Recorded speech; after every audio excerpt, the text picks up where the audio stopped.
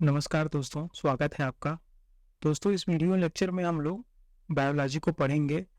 यह वीडियो जो है कि सारे स्टेट पीसीएस के लिए और एसएससी, बैंक, रेलवे सभी अन्य जो एग्ज़ाम हो रहे हैं सबके लिए बेनिफिशियल है। इस वीडियो लेक्चर में हम बायोलॉजी के सारे जो है टर्म्स को पढ़ेंगे, बायोलॉजी क्या है उसको पढ़ेंगे। तो चलिए हम स्टार्ट करते हैं। तो देखिए बायोलॉजी जो पहला टॉपिक, पहले हम बायोलॉजी क्या है उसको देखते हैं। तो बायोलॉजी मतलब जीव विज्ञान। जीव विज्ञान तो इसका हिंदी होता है जीव विज्ञान। तो जीव विज्ञान या बायोलॉजी क्या है? तो सजीव या लिविंग, जो सजीव वस्तुएं, जो जिंदा वस्तुएं हैं उनकी स्टडी को हम लोग कहते हैं बायोलॉजी, जीव विज्ञान। और जीव विज्ञान के जो जनक हैं वो है अरस्तु, एरिस्टोटल जो है इसके जनक हैं।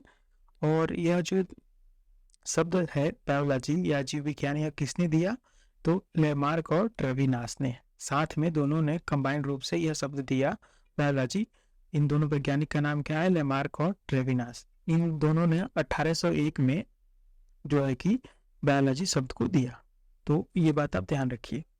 और यहाँ ध्यान देने वाली बात है कि अगर जनक इसके अलग है और जो है ये शब्द को देने वाले अलग हैं, तो आपको ये बातें ध्यान रखना है। एग्जाम में अगर पूछा गया कि बायोलॉजी के जनक कौन है तो अरस्तु बताना है।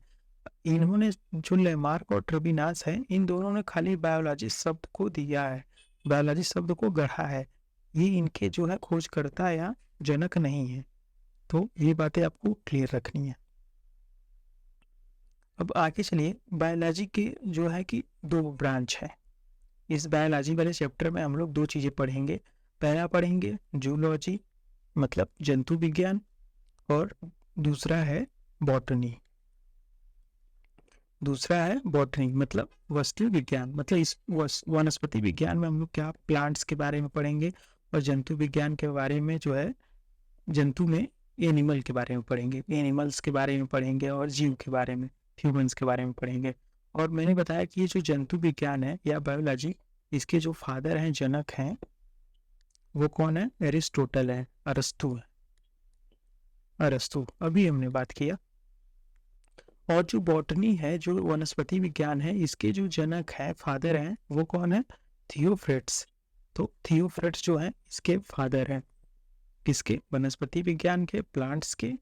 और जंतु विज्ञान के कौन फादर है? अरस्तु। तो ये दोनों बातें आपको ध्यान रखनी है। बायोलॉजी में हम लोग दो ब्रांच को पढ़ेंगे, जूलॉजी को और बॉटनी को। तो चलिए, हमारा जो सबसे पहला है जंतु विज्ञान, उसको हम स्टार्ट करते हैं। तो इससे पहले हम देख लेते हैं कि अगर कोई एक मानव है, ये मान लीजिए उसकी बॉडी है, तो उसमें क्या होते हैं मेजर मेजर जो पार्ट होते हैं। एक तो शरीर होता है, पहली चीज। दूसरा क्या होता है, उसमें तंत्र होंगे, सिस्टम, जैसे कि फेफड़ा, पेट, हाथ, मुंह, कान, ये सब होंगे। फिर ऐसे तंत्र होंगे, सिस्टम होंगे, नर्वस सिस्टम, सांस लेने वाला नली का सिस्टम, मुंह का, ये होंगे। और तीसरी चीज जो होगी वो होंगे ऑर्गन्स, अंग होंगे, जैसे हाथ हो गए, पैर हो गए, नाक, कान, मुंह हो गए, ये सब ऑर्गन्स हो गए। चौथी चीज जो होंगी मेजर, वो होंगे ऊतक, टिश्यूज, जो बॉडी या इसके अंदर वेन्स होंगे, नसों के अंदर जो ब्लड होंगी, उसमें क्या होंगे? टिश्यू होंगे, ऊतक होंगे, सेल होंगे और रक्त। तो टिश्यू में क्या होंगे? सेल्स होंगे और रक्त होंगे। तो ये बात आपको ध्यान देनी है। किसी भी इंसान के शरीर में कुल ये मुख्यतः चार चीजें होती है: शरीर, तंत्र, अंग और ऊतक। तो दोस्तों ये बातें आपको ध्यान रखनी है। अब आगे चलिए। अब हम यहाँ जो है सबसे पहला टॉपिक जो है सेल, कोशिका से स्टार्ट करते हैं अपने लेक्चर को। पहला जो हम लोगों ने सेल पढ़ा, यहाँ से स्टार्ट करते हैं। तो देखिए, ये जो सेल है इसका मतलब होता है कोशिका। और कोशिका की जो खोज करता है वह कौन है? कोशिका के खोजकर्ता कौन है? Robert Hooke. और 1665 में रॉबर्ट हुक ने सेल की खोज की थी। और जो है कि माइक्रोग्राफिया पुस्तक में इन्होंने इसकी जिक्र किया था। तो माइक्रोग्राफिया जो बुक है, अगर एग्जाम में पूछा जाए किसकी है, तो रॉबर्ट हुक की है। रॉबर्ट हुक ने कोशिका की खोज की थी और इस पुस्तक में ही यह बात इन्होंने बताया था। तो ये एग्जाम में क्वेश्चन पूछा भी जा चुका है कि रॉबर्ट हुक जो है किसके खोज करता है, तो कोशिका के, या कोशिका के खोजकर्ता कौन है, तो रॉबर्ट हुक, आपको ध्यान रखना है। और यही इसके जो है खोज करता है और इसके जनक भी जो है फादर रॉबर्ट हुक ही हैं। और ध्यान देने वाली बात आपको ये है यहाँ पर कि रॉबर्ट हुक ने जो है कि मृत कोशिका की खोज की थी। कोशिका तो जीवित होती है, लेकिन इन्होंने जो है कि मृत कोशिका की खोज की थी। तो जीवित कोशिका की खोज किसने की थी, तो ल्यूवेनहॉक ने। तो आपको याद रखना है कि जीवित कोशिका के जो खोज करता है वो है ल्यूवेनहॉक। इन्होंने 1674 में, अब देखिए 1665 में रॉबर्ट हुक ने मृत कोशिका की खोज की। उसके बाद जो है 9 साल बाद ल्यूवेनहॉक ने 1674 में जीवित कोशिका की खोज की, जीवाणुओं की खोज की थी इन्होंने। जो ये जीवित कोशिका थी उसमें ये बैक्टीरिया थे। अब अगर एग्जाम में पूछा जाए कि बैक्टीरिया के खोजकर्ता कौन है, तो ल्यूवेनहॉक ही है। और ल्यूवेनहॉक ने बैक्टीरिया के सेल की खोज की थी। तो दोस्तों, आप जितने भी इसमें पॉइंट आपको दिखेंगे, सारे पॉइंट जो है एग्जाम पॉइंट ऑफ व्यू से इम्पोर्टेंट है और एग्जाम में डायरेक्ट सवाल पूछे गए हैं। मैं इसके जस्ट इस वीडियो लेक्चर के बाद, इसको बायोलॉजी वाले लेक्चर को पूरा करने के बाद, मैं आपको जैसे कि इसके सारे प्रीवियस ईयर क्वेश्चन को कराऊंगा और उसमें मैं आपको दिखाऊंगा कि जो कितने सारे क्वेश्चन जो है यहाँ से डायरेक्ट पूछे गए हैं। आप देखना जो है हर लाइन जो है, अगर आप प्रीवियस ईयर क्वेश्चन को पढ़े भी होंगे या एग्जाम 2-4 एग्जाम दिए होंगे, तो आपको खुद ही पता चल गया होगा कि ये सेल के जो फादर है ये सब एग्जाम में पूछे ही जाते हैं। तो आप ध्यान दीजिएगा। अब आगे चलिए, कोशिका का जो सिद्धांत था वो किसने प्रतिपादित किया था, तो स्लाइडर और स्वान ने। एस ने, इसको याद करने की ट्रिक है, एस स्लाइडर और स्वान ने ये कोशिका के सिद्धांत को प्रतिपादित किया था। और कोशिका सिद्धांत का अपवाद जो है यह वायरस है। वायरस को हिंदी में विषाणु कहते हैं। जैसे वायरस क्या है, कोरोना था ना, कोरोना वायरस, ये भी विषाणु है। तो वायरस क्या चीज होता है, तो यह सजीव और निर्जीव के बीच की जो कड़ी होती है उसी को वायरस कहते हैं। वायरस ना तो जीवित होता है ना तो निर्जीव, इसके बीच का कोई चीज होता है अवस्था। तो आपको सेल वाले टॉपिक में याद रखना है कि 3 चीजें याद रखनी है कि सेल के खोजकर्ता कौन है, तो रॉबर्ट हुक है। और अगर जीवित सेल के खोजकर्ता कौन है, तो ल्यूवेनहॉक है। यही जो है बैक्टीरिया के खोजकर्ता भी है। और सेल की जो थियरी है, कोशिका का सिद्धांत, वह स्लाइडर स्वान ने दिया है। तो आपको यहाँ 3 बातें याद रखनी है, पहला ये, दूसरा ल्यूवेनहॉक, तीसरा जो है स्लाइडर स्वान। तो चीज़ें थोड़ी कॉम्प्लिकेटेड हैं, 3 चीज़ें एक ही में हैं, लेकिन आपको याद रखना है तीनों। अब आगे चलिए, देखिए पादप और जंतुओं के बीच का योजक क्या होता है, यूग्लिना। ये जो पादप और जंतुओं के बीच का योजक होता है इसे कहते हैं यूग्लिना। अगर मैं आपको यूग्लिना का पिक्चर दिखाऊं तो देखिए,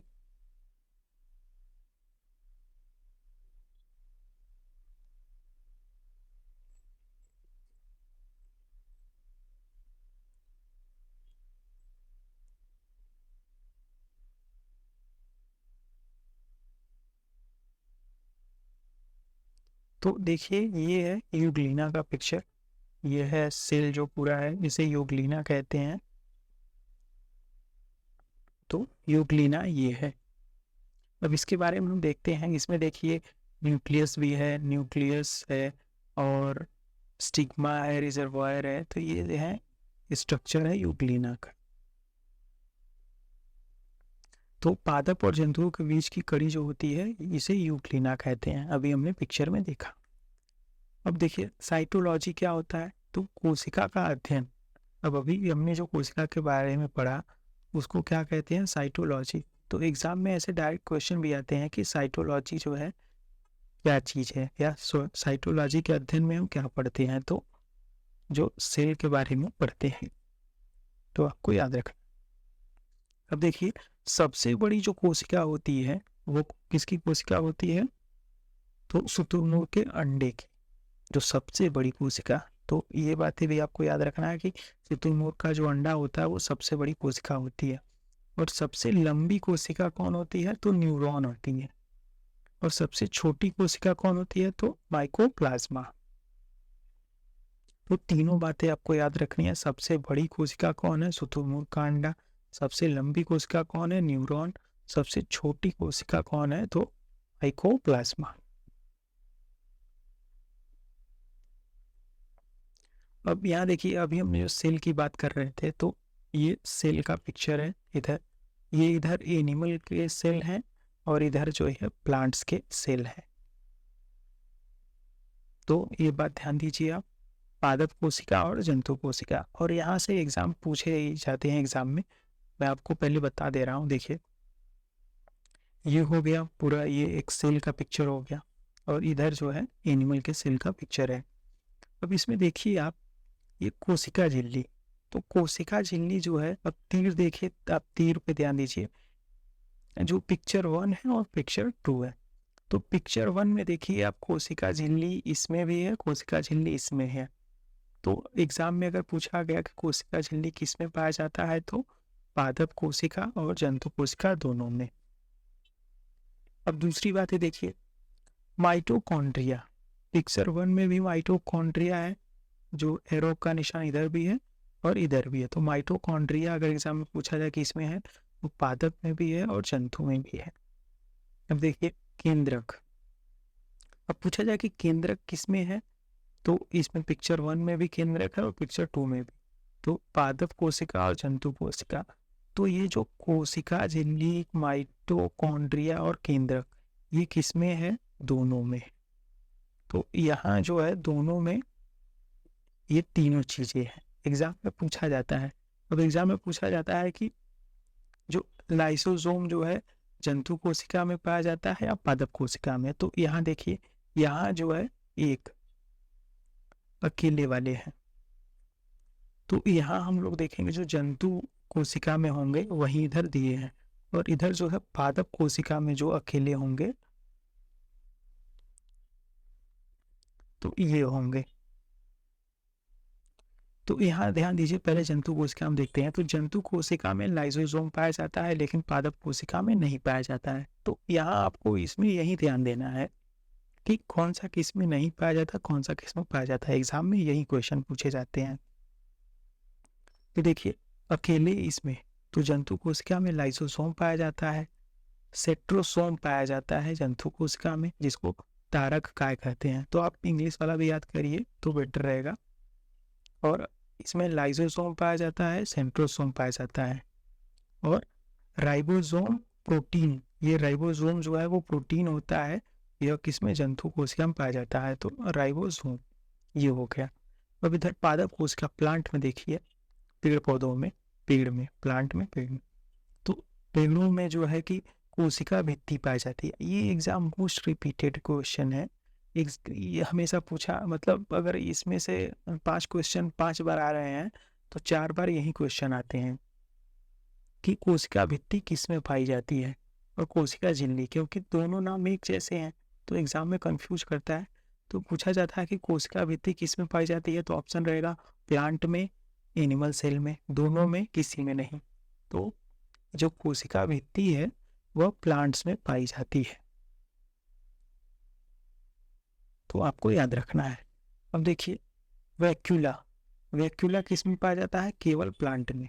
इसको रिक्तिका भी कहते हैं।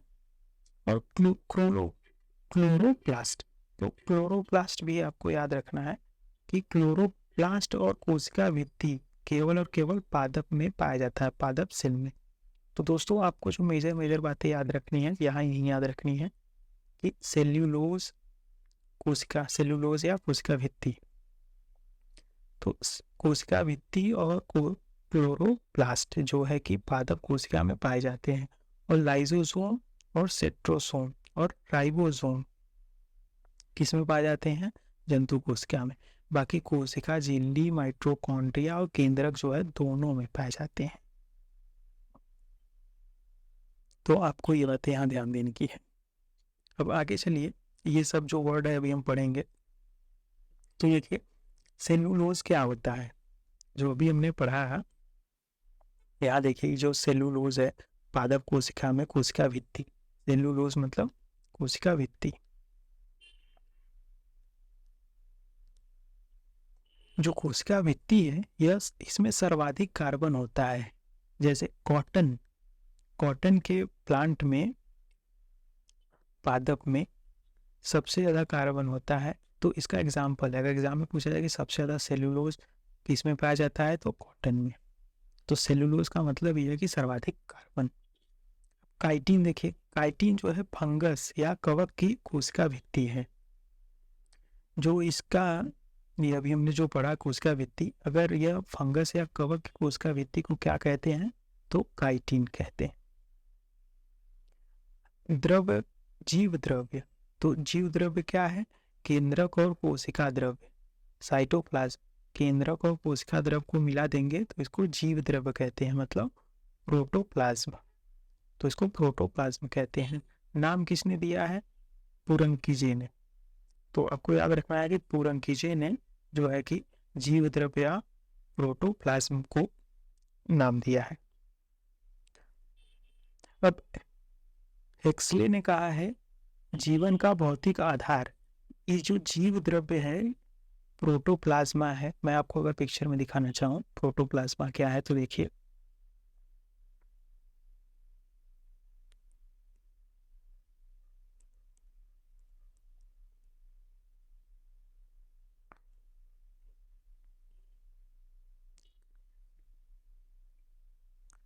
अब देखिए ये प्रोटोप्लाज्म है। तो प्रोटोप्लाज्म में क्या होता है, जैसे एक प्रोटोप्लाज्म है, इसमें साइटोप्लाज्म होंगे, न्यूक्लियस होंगे। तो साइटोप्लाज्म और न्यूक्लियस को मिलाकर क्या कहेंगे, प्रोटोप्लाज्म। तो अभी हमने यहाँ देखा कि ये केंद्रक और कोशिका द्रव्य, साइटोप्लाज्म और प्रोटोप्लाज्म को, केंद्रक को मिला के प्रोटोप्लाज्म कहेंगे, न्यूक्लियस। न्यूक्लियस और साइटोप्लाज्म को मिला के जीव द्रव्य कहेंगे, और इसे जो है जीवन का भौतिक आधार कहा जाता है। कहने वाले कौन है, हेक्सले। और प्रोटोप्लाज्म को नाम किसने दिया, पुरंकीजे ने। तो दोस्तों आप ये याद रखिए। अब ऐसे ही देखिए माइटोकॉन्ड्रिया, ये जो माइटोकॉन्ड्रिया है यह दोहरी झिल्ली युक्त होती है। कौन कौन से, क्लोरोप्लास्ट और केंद्रक। तो ये जो क्लोरोप्लास्ट है और केंद्रक है यह दोहरी झिल्ली युक्त है। ये जो माइटोकॉन्ड्रिया में क्लोरोप्लास्ट होता है और केंद्रक होता है, और दोहरी झिल्ली युक्त होती है, प्लस क्लोरोप्लास्ट होता है प्लस केंद्रक भी होता है। इसको क्या कहते हैं, माइटोकॉन्ड्रिया। और श्वसन से ऊर्जा प्राप्त करता है। अब माइटोकॉन्ड्रिया कहाँ से ऊर्जा प्राप्त करता है, तो हम लोग जो ऑक्सीजन O2 लेते हैं, सांस लेते हैं, यहाँ से ही ऊर्जा प्राप्त करता है। अब इसके खोजकर्ता कौन है, तो ऑल्टमैन। एग्जाम में पूछा जाए कि माइटोकॉन्ड्रिया का खोजकर्ता कौन है तो ऑल्टमैन है। देखिए अब यहाँ देखिए खोजकर्ता जो है ऑल्टमैन है, नाम करता कौन है, नाम देने वाले कौन है, वेंडा, वेंडा है। और देखिए बाहरी झिल्ली को हटाने पर, अगर माइटोकॉन्ड्रिया है एक, देखिए ये माइटोकॉन्ड्रिया का पिक्चर है, अगर इसकी बाहरी झिल्ली को हटा देंगे तो इसको माइटोप्लास्ट कहेंगे। तो एग्जाम में ये भी पूछा गया है कि माइटोकॉन्ड्रिया की बाहरी झिल्ली को हटाने पर क्या प्राप्त होता है, तो माइटोप्लास्ट प्राप्त होता है। और माइटोकॉन्ड्रिया में जो द्रव्य होता है उसको क्या कहते हैं, मैट्रिक्स कहते हैं। यही जो बाहरी झिल्ली है यही द्रव्य है, उसको हटा देंगे तो इसे माइटोप्लास्ट कहेंगे। अब देखिए माइटोकॉन्ड्रिया को ध्यान दीजिए। अब देखिए माइटोकॉन्ड्रिया में कैसे एनर्जी प्राप्त होता है, तो जो इसका जो फॉर्मूला है ग्लूकोज का, देखिए C6H12C6 प्लस O2। अभी हमने देखा कि यह ऑक्सीजन से ऊर्जा प्राप्त करता है, ये हो गया ग्लूकोज। और इसमें अगर ऑक्सीजन मिला देंगे तो माइटोकॉन्ड्रिया जो है इसको क्या बना देगा, अपने लिए जो है एनर्जी बना लेगा। तो यही जो एग्जाम पूछा गया था कि ये ऊर्जा कहाँ से प्राप्त करता है, तो ये ऊर्जा हो गया, इसने ऊर्जा प्राप्त कर ली। CO2 plus H2O plus 36 ATP।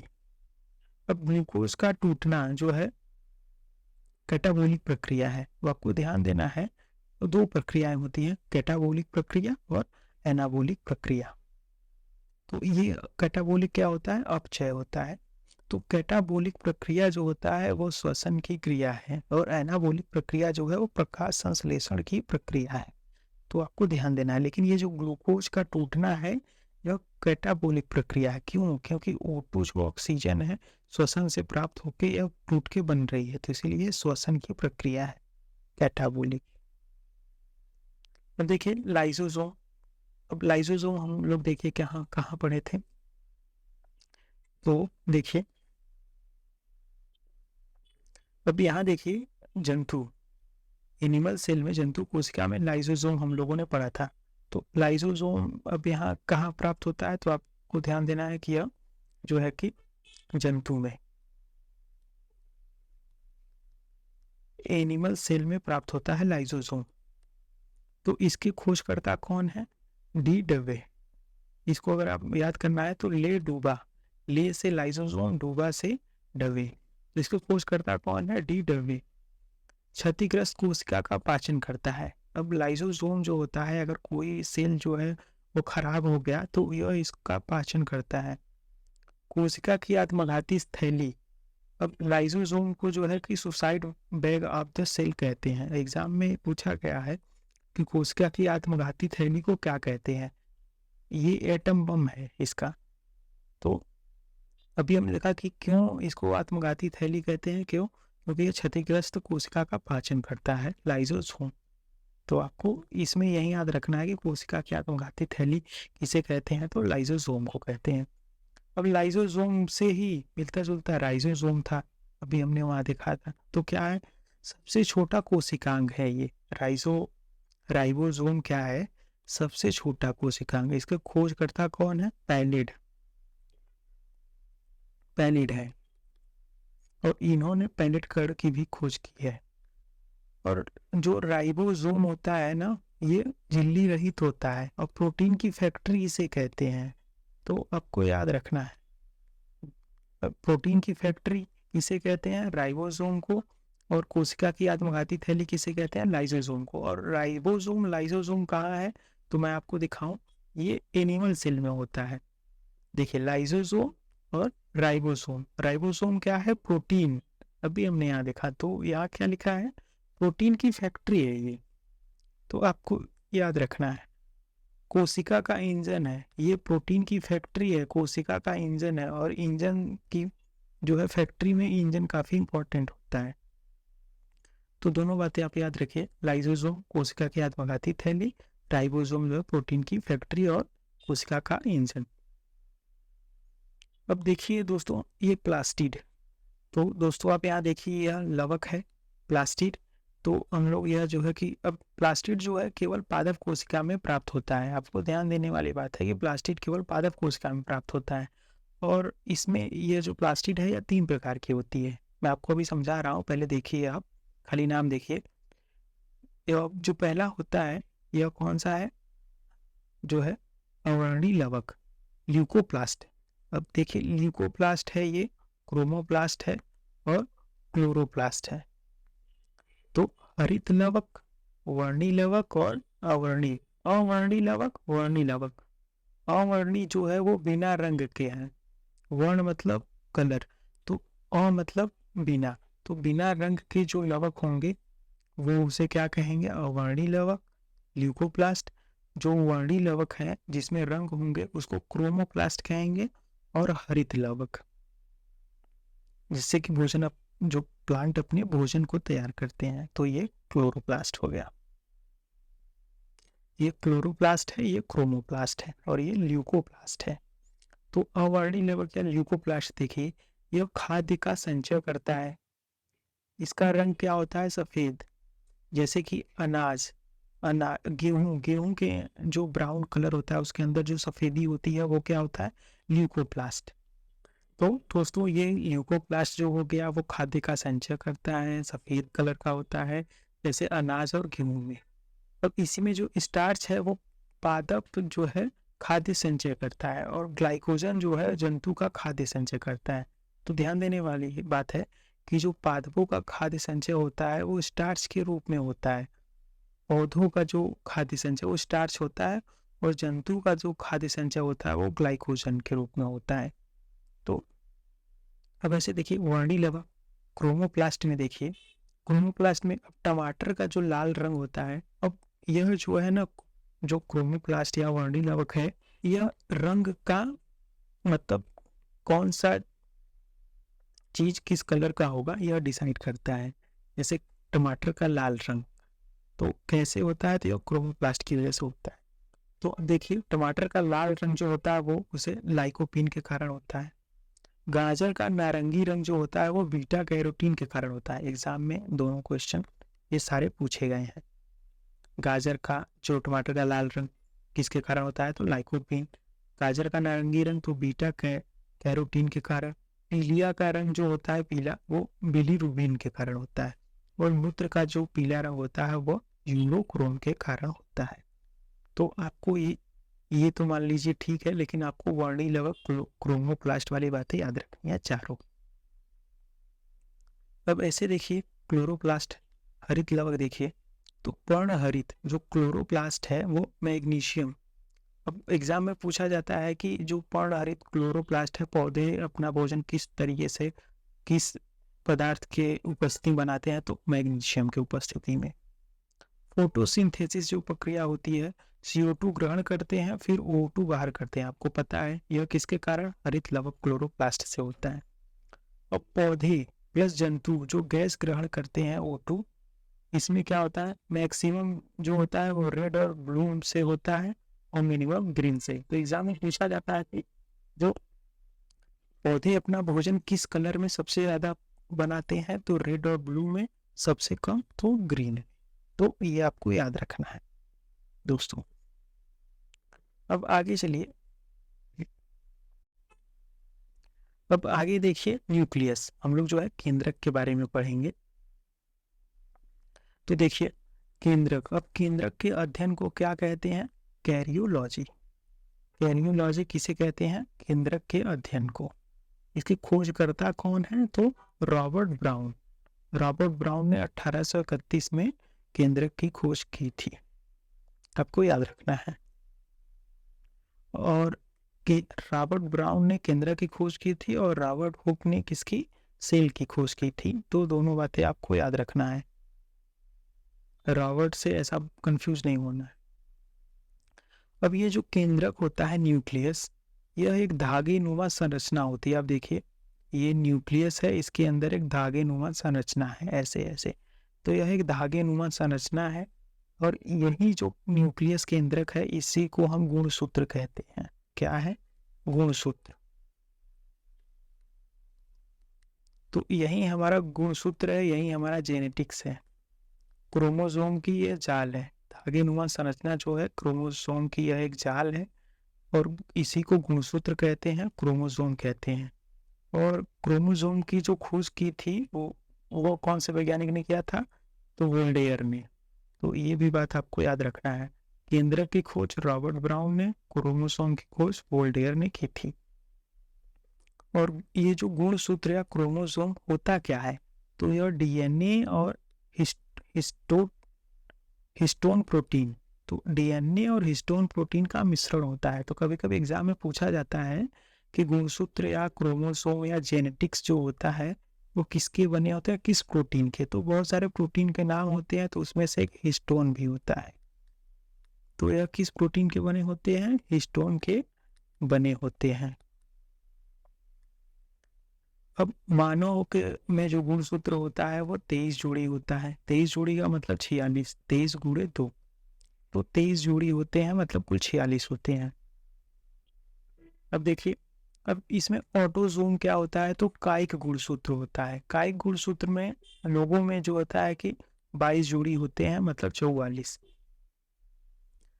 अब ये देखिए, वैसे तो 22 जोड़ी होते हैं, लेकिन ये जो 23वां जोड़ी होता है, मतलब एक जोड़ी, 22 जोड़ी में से जो 23वां जोड़ी एक जोड़ी हो गया, इसमें 2 गुणसूत्र हो गए, तो इसे क्या कहेंगे, एलोसोम। अगर किसी में 22 जोड़ी है तो उसे ऑटोसोम कहेंगे, कायिक गुणसूत्र। एलोसोम को जो है सेक्स क्रोमोसोम।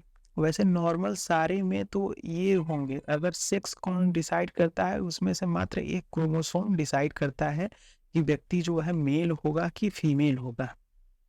तो इसे सेक्स क्रोमोसोम कहते हैं। सेक्स क्रोमोसोम को टेक्निकल भाषा में कहेंगे एलोसोम। तो ये जो है कि 2 क्रोमोसोम या एक जोड़ी गुणसूत्र डिसाइड करते हैं। तो नर में जो होता है 22 जोड़ी, तो ये 22 जोड़ी या 44 गुणसूत्र तो ये हो गए, और लास्ट की जो 23वां जोड़ी है वो अगर एक्स वाई हो गया तो व्यक्ति क्या होगा, लड़का हो जाएगा। अगर 22 जोड़ी या 44 गुणसूत्र ये हो गए और जो 23वां है वो एक्स गुणसूत्र हो गए, तो लड़की जो होगा वो, मतलब जो इंसान पैदा होगा वो लड़की होगी। तो इसी से लास्ट के एक 23वें जोड़ी से डिसाइड होता है सेक्स। इसी को सेक्स क्रोमोसोम कहते हैं। और वाई द्वारा लिंग निर्धारित होता है। तो आप देखेंगे वाई जो है यही लिंग निर्धारित करता है। अगर ये वाई हो गया तो मेल हो गया, एक्स हो गया एक्स तो फीमेल। तो आपको ध्यान रखना है कि मानव में कुल 23 जोड़ी गुणसूत्र होते हैं और लास्ट के जो 23वां होता है उसे सेक्स क्रोमोसोम कहते हैं। उसी से मेल फीमेल डिसाइड होता है।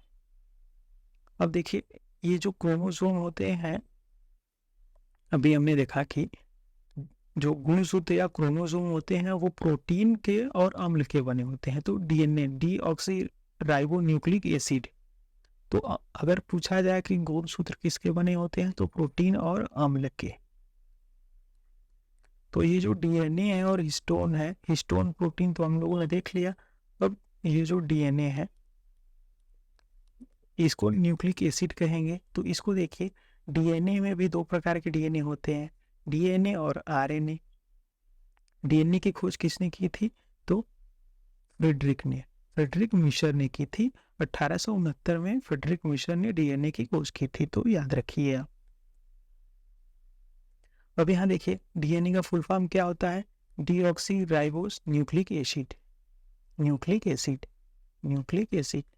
न्यूक्लिक एसिड 2 प्रकार के होते हैं, अभी हमने देखा डीएनए और आरएनए।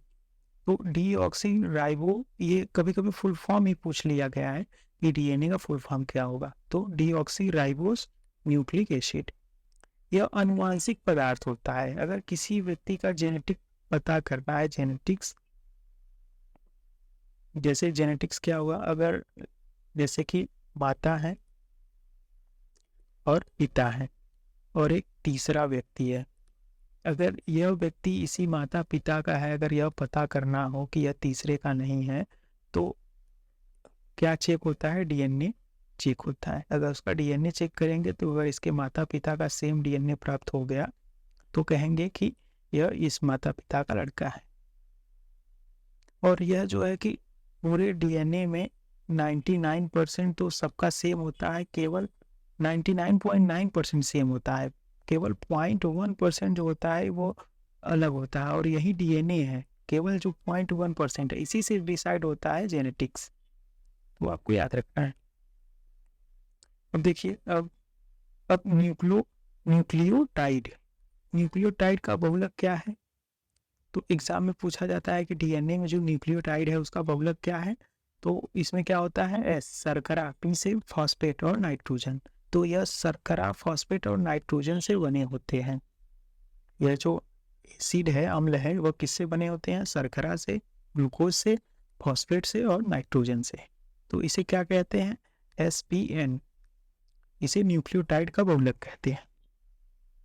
और आपको ध्यान देना है कि 2 बातें होती हैं, न्यूक्लियोटाइड और न्यूक्लियोसाइड।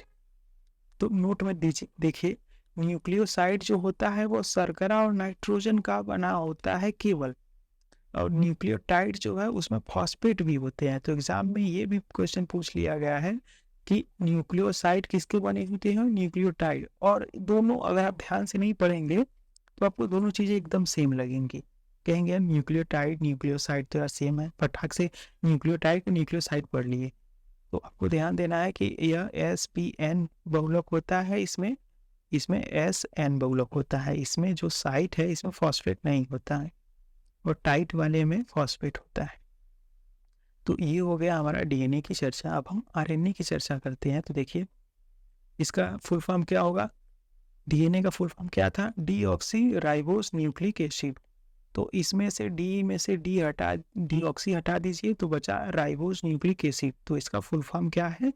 Ribose nucleic acid.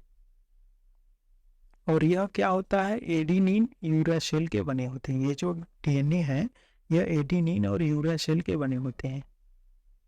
और जो HIV का वायरस होता है रेट्रोवायरस, यह किस पे हमला करता है? आरएनए पर।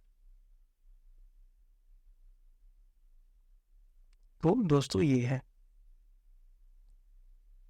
अब इसके बाद हम नाइट्रोजनी क्षारक को देख लेते हैं, जो N2 बेस होते हैं, इसको देख लेते हैं।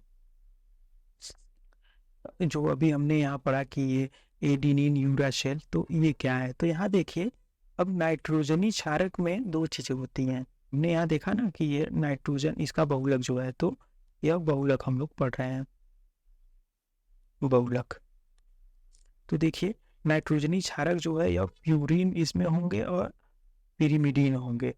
तो आपने जो है कि अगर डीएनए आरएनए डीएनए ये पढ़ा होगा तो इसमें कुछ शब्द पढ़े होंगे। पहले मैं आपको यहाँ दिखाना चाहूंगा। देखिए ये डीएनए है। डीएनए क्या होता है? डबल हेलिक्स होता है, आपको पता होगा। और आरएनए जो होता है वो सिंगल हेलिक्स होता है। बातें क्लियर है? और अभी हमने देखा कि डीएनए जो है यह न्यूक्लियोटाइड का बहुलक है, जिसमें कि शर्करा, फॉस्फेट और नाइट्रोजन होंगे। तो डीएनए जो है डबल हेलिक्स है। ये देखिए, एक हेलिक्स दूसरा हेलिक्स, ये हो गया डबल हेलिक्स। और डीएनए की डबल हेलिक्स की खोज के लिए नोबेल पुरस्कार मिला था 1962 में 3 लोगों को। किसको किसको मिला था? वाटसन, क्रिक और विल्किस को। तो आपको ध्यान देना है कि जो डीएनए के नोबेल पुरस्कार के लिए 3 लोगों को नोबेल मिला था 1962 में, वाटसन को, क्रिक को, विल्किस को। अगर आप समसामयिक घटना चक्र लगाते होंगे तो मैं अभी जो क्वेश्चन आपको बता रहा हूँ, बताया, और ये आप ये क्वेश्चन देखे होंगे उसमें। तो देखिए इनको मिला था नोबेल पुरस्कार। और जो है कि 1968 में 62 के जो है 6 साल बाद अब एक इंडियन को हरगोविंद खुराना को जो है नोबेल पुरस्कार मिला था कृत्रिम जीन की खोज को। डीएनए क्या है? अभी हमने देखा जीन है। और कृत्रिम जीन की खोज के लिए हरगोविंद खुराना इंडियन को जो है नोबेल पुरस्कार मिला था। तो ये भी याद रखिए। अब देखिए किसी भी डीएनए में 4 चीजें होती हैं। क्या होती हैं? Adenine, guanine, cytosine, thymine. तो जो डीएनए है उसमें 3-4 चीजें होती हैं, एडिनिन, गुआनिन, साइटोसिन, थाइमिन।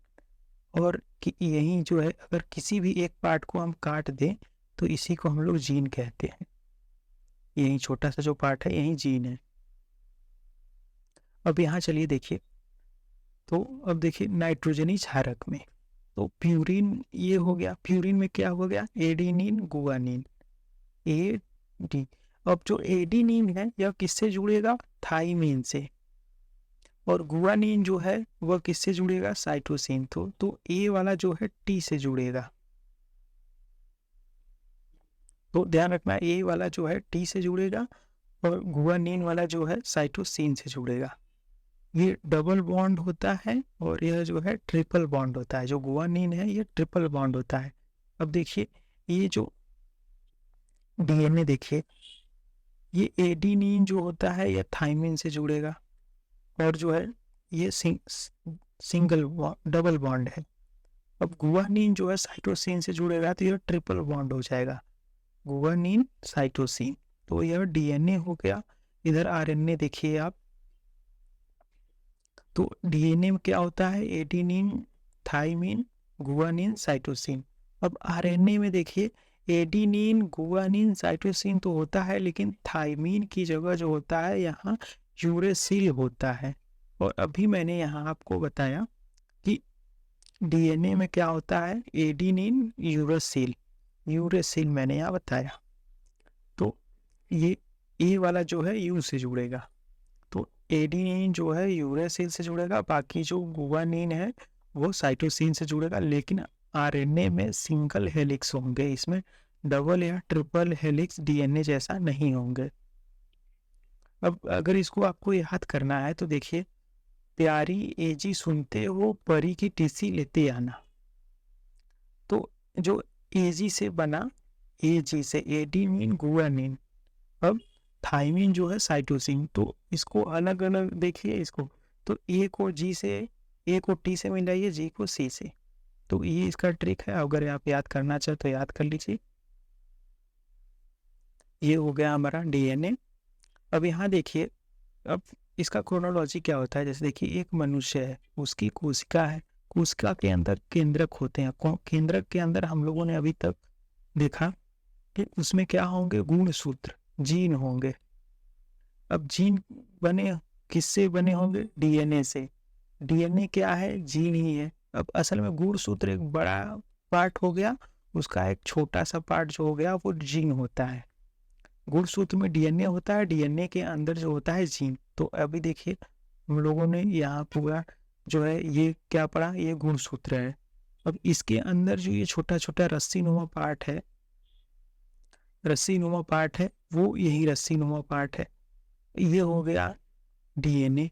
अब डीएनए के अंदर ये एक छोटा सा जो पार्ट है, एक अगर इसको कहीं से भी छोटा सा काट लीजिए तो ये क्या हो गया, जीन हो गया। अब आप लोग एक जीन को अगर पता करने के लिए, जीन में बीमारियों को दूर करने के लिए एक तकनीकी आई थी, काफी फेमस आई थी, क्रिस्पर, क्रिस्पर Cas9। तो ये अगर एग्जाम में पूछा जाए क्रिस्पर Cas9 तकनीकी क्या है, तकनीकी, तो ये जो है जीन एडिटिंग तकनीकी है, एडिटिंग। अगर किसी व्यक्ति को जेनेटिक्स बीमारी है, जैसे किसी व्यक्ति को जेनेटिक्स बीमारी है, बहुत सारी जेनेटिक्स बीमारियां होती हैं, मोतियाबिंद ये सब, या कलर ब्लाइंडनेस, तो अगर किसी को बीमारी है तो इसी क्रिस्पर Cas9 के जीन एडिटिंग के माध्यम से उसके जो जीन के खराब पार्ट होते हैं उसको काट लिया जाता है। एडिटिंग में हम लोग क्या करते हैं, कट एंड पेस्ट करते हैं, तो इसी पार्ट को काट के अगर बदल दिया जाएगा, काट के ये वाला जोड़ दिया जाएगा, तो यही तकनीकी जो है इसे क्रिस्पर Cas9 कहते हैं। तो ये है, तो हम लोग पढ़ रहे थे कि डीएनए जैसे एक मनुष्य है, उसकी कोशिका है, कोशिका के अंदर अंदर केंद्रक है, केंद्रक के अंदर गुणसूत्र है, गुणसूत्र के अंदर डीएनए है। डीएनए क्या आता है कि वंशागति का वाहक होता है, और जीन क्या होता है, यह वंशागति को निर्धारित करता है। जैसे कि आपके माता पिता में से ये डीएनए ट्रांसफर होता है, तो वाहक ये होगा, और वंशागति का जो है निर्धारण कौन करेगा, जीन करेगा। अब देखिए डीएनए, इसका अगर ट्रांसक्रिप्शन करेंगे तो एम जो है आरएनए बनेगा, अगर इसका ट्रांसलेशन कर देंगे तो प्रोटीन बनेगा। तो ध्यान दीजिए डीएनए का ट्रांसक्रिप्शन है ये, इससे बनेगा एम आरएनए, एम आरएनए का ट्रांसलेशन करेंगे तो प्रोटीन बनेगा। तो आप ध्यान रखिए। अब देखिए ऊपर के इंफॉर्मेशन से हम कुछ बातें पढ़ते हैं, हम लोगों ने जो पढ़ा उसका एग्जाम में। अब एग्जाम में तो ये बोल बच्चन नहीं आएगा, ये सब जैसे आ गया कि ये पूछ लिया ये पूछ लिया, लेकिन ये सब बातें तो एग्जाम में नहीं पूछी जाएंगी। तो एग्जाम जो है, एग्जाम पॉइंट व्यू से यहाँ पर चीजें देखिए जो एग्जाम में अब डायरेक्ट पूछी जाती है। एग्जाम में पूछा जाएगा कि कोशिका का पावर हाउस किसे कहते हैं, तो माइटोकॉन्ड्रिया को। अब मैं आपको ऊपर पिक्चर में दिखाऊं,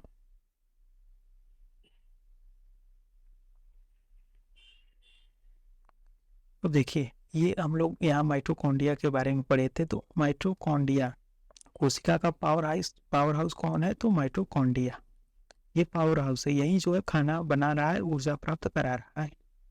तो ध्यान दीजिएगा। तो एग्जाम पॉइंट ऑफ व्यू से चीजें देखिए, कोशिका का पावर हाउस किसे कहते हैं, तो माइटोकॉन्ड्रिया को। कोशिका का रसोई किसे कहते हैं, कोशिका का रसोई, तो इसे प्लास्टिड को कहते हैं, हरित लवक को। अभी हमने हरित लवक यहाँ देखा था, यहाँ देखिए ये हरित लवक है, यह क्या है, कोशिका का रसोई है। रसोई में ही तो ये CO2 O2 का ट्रांसफर भोजन से बनता है, तो ये रहा। तो कोशिका का रसोई कौन हो गया, प्लास्टिड, हरित लवक।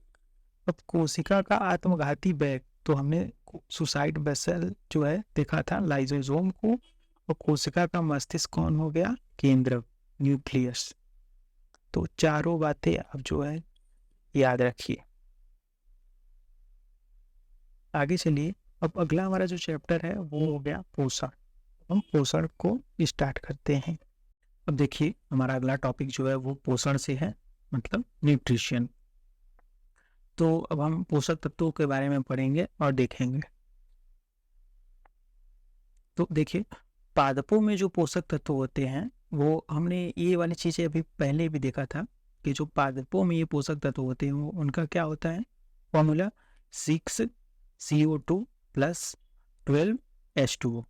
तो 6 कार्बन के बॉन्ड होते हैं और 12 जो है वो हाइड्रोजन के होते हैं। तो ये जो प्रकाश होता है, ये जो क्लोरोप्लास्ट होता है पर्णहरित, ये प्रकाश को बदलता है किसमें, C6H12O6 + 6H2O + 6O2 में बदलता है ये।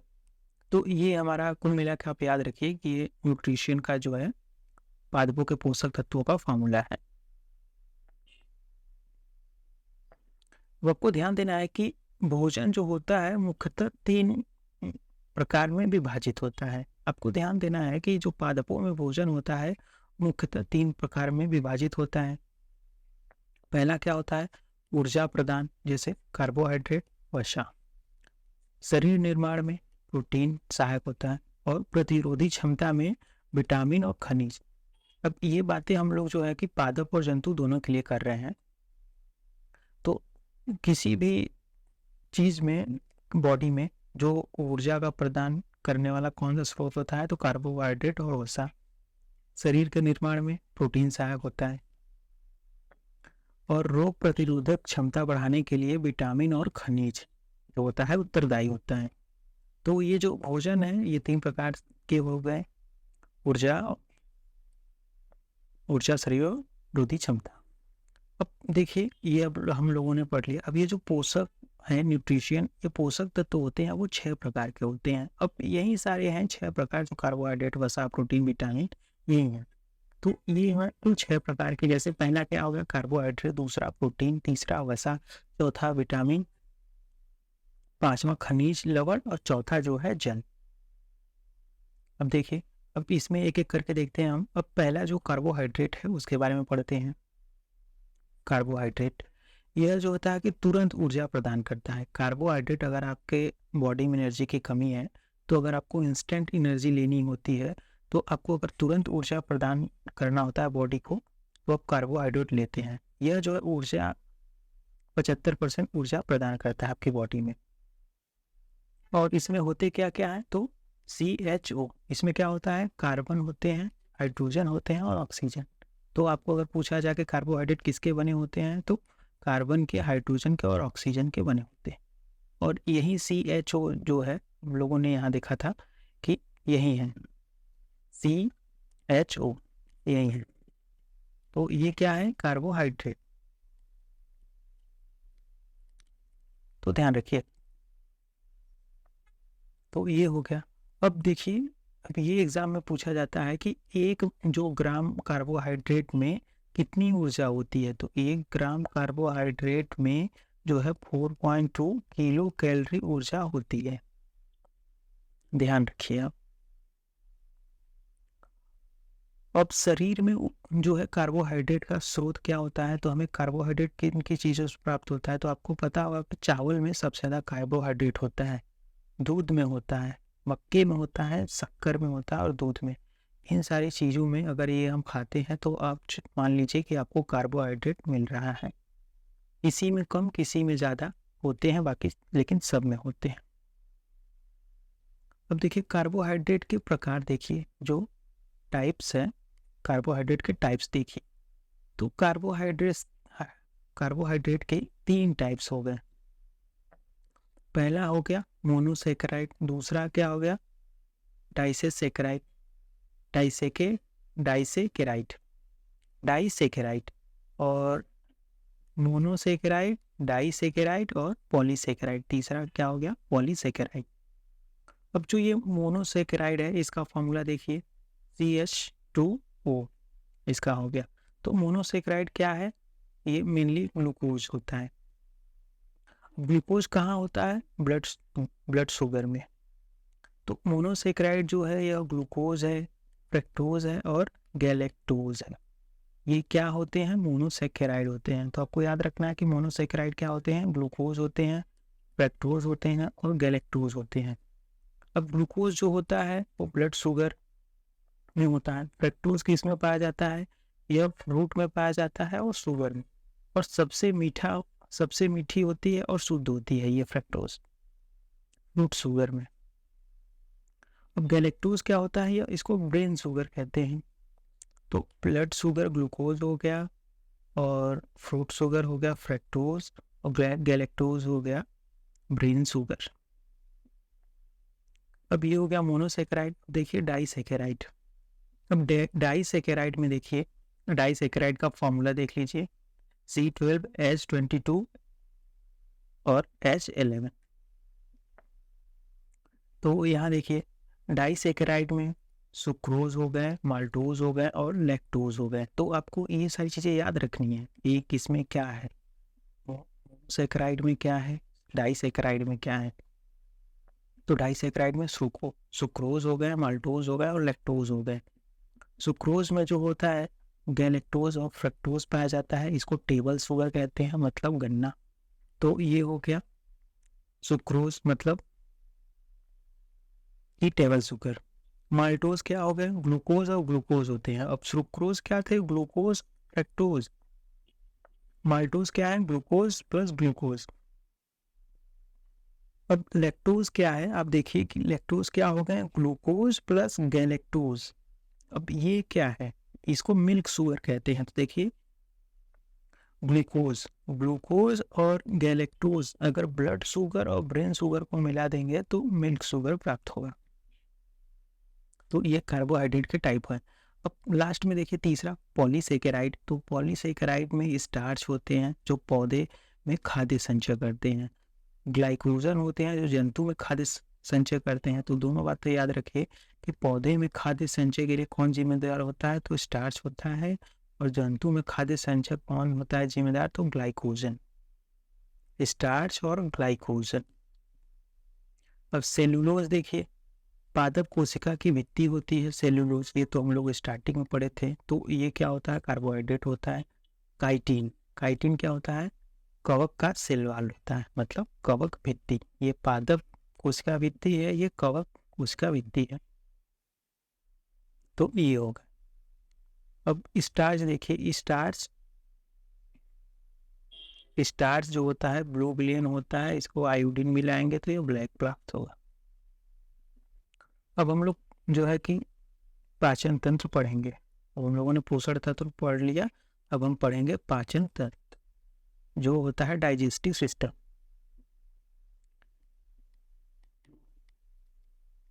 डाइजेस्टिव सिस्टम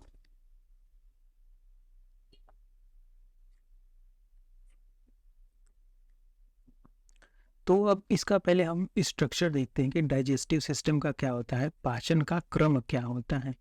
पाचन तंत्र में जो है पाचन क्रम देखते हैं। तो सबसे इसका क्रम जो है एग्जाम में पूछा जा चुका है, ध्यान दीजिएगा, तो आपको ध्यान होना चाहिए। सबसे पहले हम भोजन खाते हैं तो कहाँ जाता है? मुख गुहा में, मुंह में। फिर कहाँ जाता है? ग्रसनी में। ग्रसनी क्या होता है? श्वास और भोजन का कॉमन चेम्बर होता है। जो ग्रसनी है श्वास और भोजन का कॉमन चेम्बर होता है। अब ग्रसनी के बाद से ही जो है श्वास की अलग नली हो जाती है और भोजन की अलग। और जब हम खाने को बहुत तेजी से खाते हैं, जल्दी जल्दी, तो हमें खाते ही हिचकी आती है, हिचकी। तो ये जो है ग्रसनी में ही होती है। जो श्वास और भोजन हम खाते हैं तो भोजन जो हमारा श्वास नली में फंस जाता है तो हिचकी आती है। तो हिचकी आने से ये सिस्टम बना होता है कि भोजन जो आपका श्वास नली में जा रहा है, हिचकी आएगा तो अंदर से तेज प्रेशर से हवा आएगी और आपके खाने को बाहर फेंक देगा। तो हिचकी का काम आपको जो है भोजन को श्वास नली में जाने से रोकना है। तो बहुत जरूरी है हिचकी आना। तो अब यहाँ देखिए मुख गुहा से भोजन जो है ग्रसनी में जाता है, ग्रसनी से ग्रास नली में जाएगा, ग्रास नली से भोजन जाएगा अमाशय में, अमाशय से जाएगा छोटी आंत में, छोटी आंत में कुछ टाइम तक रहेगा, फिर वहाँ से डाइजेस्ट होकर बड़ी आंत में जाएगा, फिर बड़ी आंत से जो है वो गूदे में चला जाएगा। तो ये हमारा क्रम है, क्रम को आपको याद रखना है। ध्यान रखना है कि छोटी आंत से बड़ी आंत में जा रहा है, और इन छोटी आंत बड़ी आंत से पहले भोजन जो है वो अमाशय में रह रहा है, मतलब पेट में, ग्रास नली, फिर कृष्णि। अब छोटी आंत के देखिए आप कई सारे जो हैं, छोटी आंत में भी, छोटी आंत बहुत बड़ी आंत। अब आपको पता होगा कि हमारी जो बड़ी आंत और छोटी आंत में सबसे बड़ी आंत कौन है? छोटी आंत। इसकी लेंथ जो है बहुत ज़्यादा है, ऐसे ऐसे ऐसे बना रहता है, और इसके अंदर छोटे छोटे छोटे छोटे, ये क्या है? अंदर वाले हैं छोटी आंत, और बाहर की जो ये बड़ी मोटी सी आंत है इसे बड़ी आंत कहते हैं, लेकिन छोटी वाले की लंबाई ज़्यादा है, बड़ी वाले की कम है, तो आपको ध्यान देना है। अब ये छोटी आंत में जो है कि कई सारे हैं, देखिए, duodenum, jejunum, ileum, caecum, colon और रेक्टम। तो आपको जस्ट ऐसे ही नाम याद रखना है, बाकी इसका नाम सहित तो याद रखना है, लेकिन आपको क्रम याद रखना है। जैसे इसका क्रम याद रख रहे हैं, ये ग्रहणी का भी क्रम याद रखना है। अब आगे चलिए, अब हम आहार नाल को पढ़ते हैं। तो आहार नाल देखिए, इसको ऑल्टीमेटरी कैनाल कहते हैं। आहार नाल जो होता है मुख से गुदा तक का इसका क्रम होता है। देखिए, मुख से गुदा तक, तो ये जो मुख है, मुख से गुदा तक के पूरे सिस्टम को क्या कहेंगे? आहार नाल। तो अभी हमने ऊपर जो पढ़ा है ये पूरा क्रम, तो एग्जाम में आपसे आहार नाल का क्रम पूछा जाएगा, तो आपको यही बताना है। मुख गुहा से ग्रसनी में जाएगा, ग्रसनी से ग्रास नली, ग्रास नली से अमाशय, अमाशय से छोटी आंत, छोटी आंत से बड़ी आंत, बड़ी आंत से फाइनली गुदा में चला जाएगा। तो यही कह रहा है कि जो आहार नाल है यह मुख से गुहा तक की पूरे क्रम को आहार नाल कहते हैं, और इसकी लंबाई जो देखिए 33 फीट होती है, मतलब 8 से 10 मीटर। अब मुख गुहा जो है, ओरल कैविटी, पाचन की शुरुआत यहीं से होती है। तो एग्जाम में पूछा जाता है कि पाचन की शुरुआत कहाँ से होती है। तो ऊपर देखिए, ये मुख गुहा जो है, जैसे यह मुंह में खाना डालते हैं तो लार से वो खाना मिक्स होके पाचन क्रिया स्टार्ट कर देता है यहीं से। तो पहला स्टेप यही है। तो एग्जाम में पूछा जाता है कि पाचन क्रिया की शुरुआत कहाँ से होती है? तो मुख गुहा से ही होती है पाचन की शुरुआत। वसा प्रोटीन का पाचन नहीं होता। अब आपको ध्यान देना है कि भोजन में जो और भी तत्व होते हैं, वसा और प्रोटीन का पाचन नहीं होता है, तो आपको ध्यान रखना है। दूध के दांत, दूध के दांत कितने होते हैं? 20 होते हैं। बच्चों में जो है दूध के दांतों की संख्या 20 होती है, एग्जाम में पूछा जा चुका है। लार ग्रंथि, इसको सलाइवा ग्लैंड कहते हैं। इसके 3 जोड़ी होते हैं। लार ग्रंथि जो होता है, लार होता है, एंजाइम के बने होते हैं। तो देखिए ये 3 जोड़ी होते हैं। अब देखिए, लाइसोसोम एंजाइम होते हैं और टाइलिन एंजाइम। अब लार ग्रंथि में जो होते हैं 2 प्रकार के एंजाइम होते हैं। हमने पढ़ा कि लार जो होता है वो एंजाइम के बना होता है। तो कौन से एंजाइम होते हैं? लाइसोजाइम और टाइलिन। अब लाइसोजाइम जो एंजाइम है यह जीवाणुओं के भक्षण में सहायक होता है, और टाइलिन एंजाइम जो है वो कार्बोहाइड्रेट का पाचन करता है। ये जीवाणु का पाचन करता है यह कार्बोहाइड्रेट का टाइलिन। अब आगे देखिए, स्टमक देखिए, अमाशय। अमाशय जो होता है यह गैस्ट्रिक जूस इसको कहते हैं। तो अमाशय में कौन सा जूस प्राप्त होता है? गैस्ट्रिक जूस, जैसे HCl, पेप्सिन और रेनिन। अब जो HCl होता है इसको हाइड्रोक्लोरिक अम्ल कहेंगे। पेप्सिन जो होता है प्रोटीन का पाचन। आपको ये तीनों बातें याद रखनी है। एग्जाम में पूछा जाता है कि प्रोटीन का पाचन किस अम्ल से होता है? तो पेप्सिन से।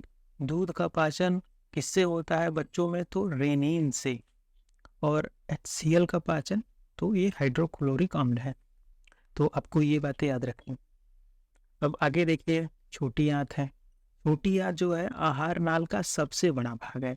मैंने आपको बताया था कि छोटी आंत और बड़ी आंत में बड़ी कौन है? छोटी आंत। इसका लेंथ जो होता है लेंथ के हिसाब से यह बड़ी है, ये 6 मीटर की होती है। तो एग्जाम में यही पूछा जाता है कितने मीटर की होती है। तो छोटी आंत जो है आहार नाल का सबसे बड़ा भाग है, 6 मीटर का होता है और इसके 3 भाग होते हैं। और भाग आपको उतना इम्पोर्टेंट नहीं है, मैंने आपको यहीं पर दिखाया था कि ये जो होता है डेड्यूनम, जेनुनम और इलियम, इसके 3 भाग हैं। तो यही 3 भाग है। अब अगला देखिए लीवर। लीवर को हिंदी में यकृत कहते हैं और लीवर के अध्ययन को जो होता है हेपेटोलॉजी कहते हैं। ये होता है लीवर का अध्ययन।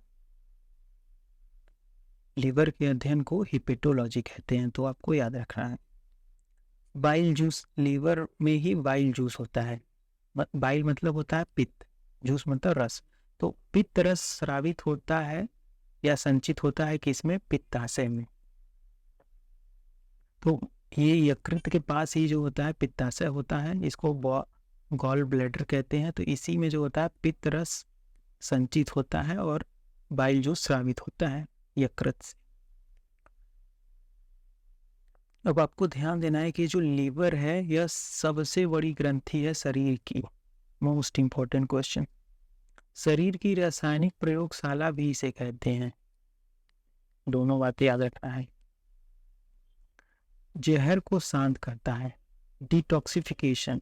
अगर कोई व्यक्ति जहर खा लिया है तो डॉक्टर जो होता है सबसे पहले क्या चेक करता है? लीवर। क्या चेक करेगा? लीवर। क्योंकि जहर अगर कोई भी व्यक्ति कुछ भी खा रहा है या जहर खा रहा है तो लीवर में आके वो जमा होता है। तो डॉक्टर जो होता है इसी को, लीवर को चेक करता है कि जहर खा के उसकी मृत्यु हुई है या जहर खाया है, या जहर खाया है तो लीवर से उसको निकालते हैं।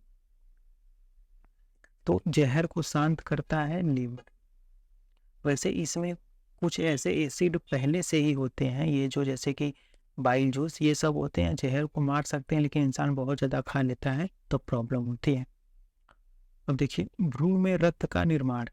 जो गर्भाशय में भ्रूण में जो छोटे बच्चे होते हैं, बेबी,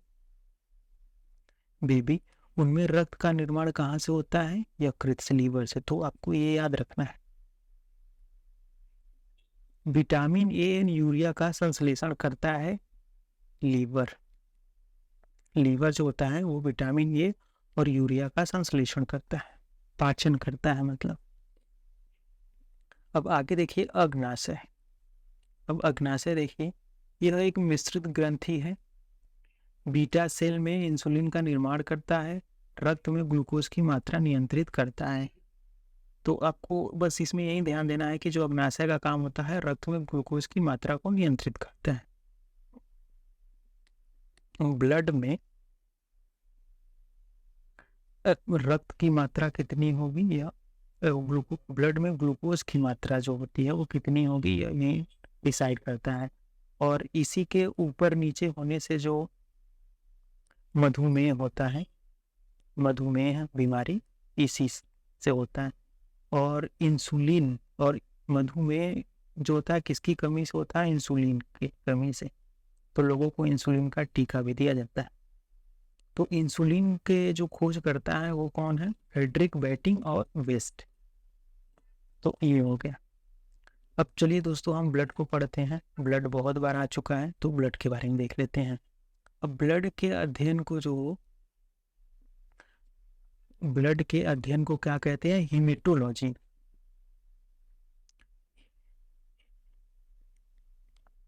हीमेटोलॉजी हीमेटोलॉजी ब्लड के अध्ययन को कहते हैं। और अभी ऊपर हम लोग हिपेटोलॉजी पढ़े थे। क्या पढ़े थे? हिपेटो। तो आपको ध्यान रखना है हीमेटो हिपेटो। हिपेटो से देखिए इसमें आ रहा है पेटो। तो पेट में क्या होता है? लीवर। और ये है हीमेटोलॉजी मतलब ब्लड का अध्ययन।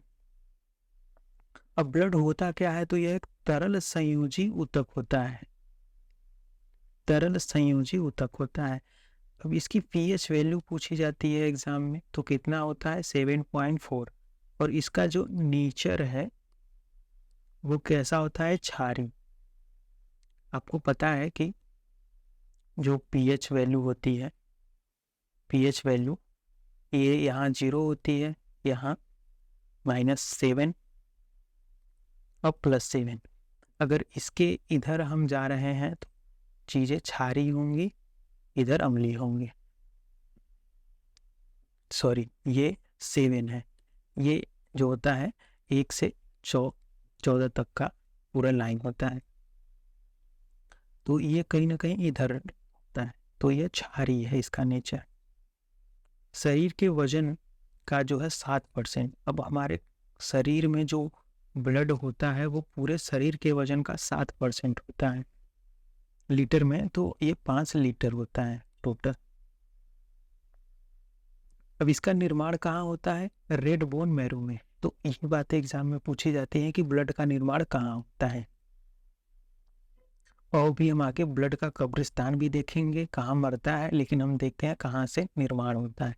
तो कहाँ से होता है? रेड बोन मैरो में। कहाँ से? बोन मैरो में से ब्लड का निर्माण होता है।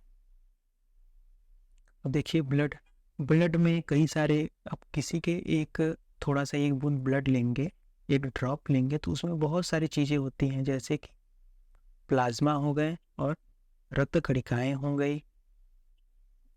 इसी में प्लेटलेट्स, जैसे कि प्लेटलेट्स हो गई, आरबीसी हो गई, डब्ल्यूबीसी हो गई और प्लाज्मा। तो आपने डेंगू मलेरिया किसी को हुआ होगा तो अब कहते हैं कि उनका प्लेटलेट्स जो है वो घट रहा है, तो ये कहीं ना कहीं ब्लड में ही होता है। तो ब्लड में देखिए मेनली 2 चीज़ें होती हैं, प्लाज्मा होती हैं जो सबसे ज़्यादा 55%, और रक्त कणिकाएं होती है 45%, इसको रक्त कणिकाएं कहेंगे। प्लाज्मा क्या होता है? एक तरल भाग होता है। प्लाज्मा में 92% जेल होता है, 8% केवल वो जो होता है अदर चीज होते हैं। और जो होता है कि इसमें फाइब्रिनोजन प्रोटीन पाए जाते हैं ब्लड में, प्लाज्मा में। प्लाज्मा में कौन से प्रोटीन पाए जाते हैं? तो फाइब्रिनोजन, याद करिए। और ये जो प्लाज्मा होता है रंगहीन होता है और इसका कलर जो होता है हल्का पीला। तो आपको ध्यान देना है, अगर पूछा जाए कि प्लाज्मा का कलर क्या होता है तो ब्लड में प्लाज्मा, तो मत कहिए कि रेड, क्या होता है? रंगहीन होता है, क्योंकि यह एक तरल पदार्थ होता है, 90% जल से बना होता है। इसमें 8% केवल कुछ एजेंट होते हैं जिससे इसका कलर हल्का पीला हो जाता है। ओवरऑल ब्लड का कलर जो होता है वो रेड होता है, लेकिन इसमें अगर इसको 2 भागों में तोड़ दें तो रक्त कणिकाओं में डिसाइड होता है ब्लड का कलर रेड होगा कि कौन सा। बाकी जो 55% है वो पूरा पानी है। आप ये कह सकते हैं कि 45% ब्लड में ब्लड होता है, 55% पानी, क्योंकि 55% का 92% तो जल ही है। तो ये रंगहीन होता है। मोस्ट इंपॉर्टेंट क्वेश्चन आप याद रखिए, और हल्का पीला होगा। और अभी हमने जो फाइब्रिनोजन प्रोटीन पढ़ा, या फाइब्रिनोजन रहित प्लाज्मा, जो अगर फाइब्रिनोजन प्रोटीन में से हम जो है कि फाइब्रिनोजन को निकाल दें, फाइब्रिनोजन रहित प्लाज्मा अगर होगा, इस प्लाज्मा में से फाइब्रिनोजन को निकाल दे तो उसे सीरम कहेंगे। तो ये बात याद रखिए। आपने सीरम वर्ड सुना होगा, तो सीरम क्या होता है? जो फाइब्रिनोजन प्रोटीन रहित, कुल मिलाकर मानिए कि ब्लड में से, प्लाज्मा में से प्रोटीन को निकाल देंगे तो उसे सीरम कहेंगे, बस। तो अब देखिए, अब ये हम लोगों ने प्लाज्मा देखा, अब देखिए रक्त कणिकाएं देखिए। अब रक्त कणिकाएं आपको पता है बचपन से कि 2 प्रकार की होती हैं, आरबीसी और डब्ल्यूबीसी, रेड ब्लड कार्पेसेल्स और वाइट ब्लड कार्पेसेल्स। और रक्त कणिकाओं में 3 चीज होती हैं, पहला आरबीसी, दूसरा डब्ल्यूबीसी, तीसरा प्लेटलेट्स। प्लेटलेट से आप लोग काफी परिचित होंगे। तो रक्त कणिकाओं में ये 3 चीजें होती हैं, ध्यान रखिए। अब आगे चलिए, अब हम आरबीसी के बारे में पढ़ते हैं। आरबीसी जो होता है, इरिथ्रोसाइट इसको कहते हैं, आरबीसी को। और इसका कब्रिस्तान जो होता है प्लीहा, वो स्प्लीन होता है, प्लीहा, जिसको तिल्ली भी कहते हैं। तो हम लोगों ने पढ़ा यहाँ पर कि ब्लड का निर्माण कहाँ होता है? बोन मैरो में। और यही ब्लड का जो आरबीसी होता है वो मरता कहाँ है? प्लीहा में। तो ध्यान रखिए, बोन मैरो से चल के प्लीहा में खत्म हो जाता है, यहाँ से चलता है प्लीहा में खत्म हो जाता है। तो आरबीसी का कब्रिस्तान फेमस क्वेश्चन है, बहुत बार हर एग्जाम में पूछा जाता है कि आरबीसी का कब्रिस्तान क्या है, तो प्लीहा है, जिसको तिल्ली भी कहते हैं, इंग्लिश वाले स्प्लीन याद रखें। अब ब्लड बैंक, यहीं पर जो प्लीहा में ही पूरा ब्लड जो होता है इकट्ठा होता है, तो इसको ब्लड बैंक भी कहते हैं। और यह जो होता है कि मरता कब है? 120 दिन बाद। यहाँ बोन मैरो में पहले फर्स्ट डे से स्टार्ट होता है और 120 दिन में यह प्लीहा तक पहुँचता है और यहाँ मर जाता है। तो इसका जीवन काल कितना हुआ? 120 दिन। तो ये भी एग्जाम में पूछा जा चुका है। अब देखिए संख्या कितनी होती है। अब आरबीसी, क्योंकि ये एक होता है कण है, आरबीसी, डब्ल्यूबीसी और प्लेटलेट्स। क्योंकि प्लेटलेट्स हम लोग काउंट करते हैं कि इनका प्लेटलेट्स 1.5 लाख है, 2 लाख, 2.5 लाख है, तो आरबीसी को भी काउंट कर सकते हैं। क्योंकि हम लोगों ने यहाँ पढ़ा कि ये रक्त कणिकाएं हैं, कण है, ये कण है, ये तीनों चीजें कण है। तो कण है तो इसकी गिनती भी होती होगी। अब कभी आपने सुना है कि इनका 1.5 लाख प्लाज्मा है? नहीं, 1.5 लाख प्लेटलेट्स है। तो ध्यान रखिए, तो इसकी संख्या जो होती है वो मेल में, पुरुषों में कितनी होगी? 55 लाख प्रति घन मिलीमीटर।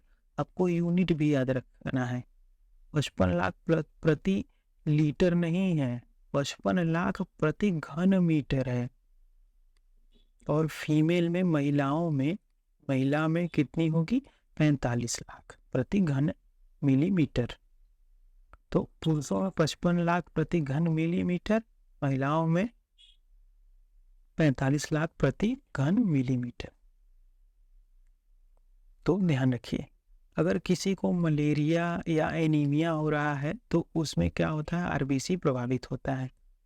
आरबीसी में ना केंद्रक नहीं पाया जाता है, तो ध्यान रखिए आरबीसी में न्यूक्लियस नहीं पाए जाते हैं,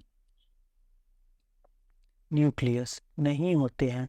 लेकिन इसके अपवाद हैं, एग्जाम में पूछा जा चुका है। ऊंट और लामा, ये 2 जानवर होते हैं, ऊंट और लामा 2 जानवर है जिसमें कि केंद्रक होते हैं, इनके ब्लड में केंद्रक होते हैं, बाकी धरती पे किसी के में केंद्रक नहीं होते हैं आरबीसी में।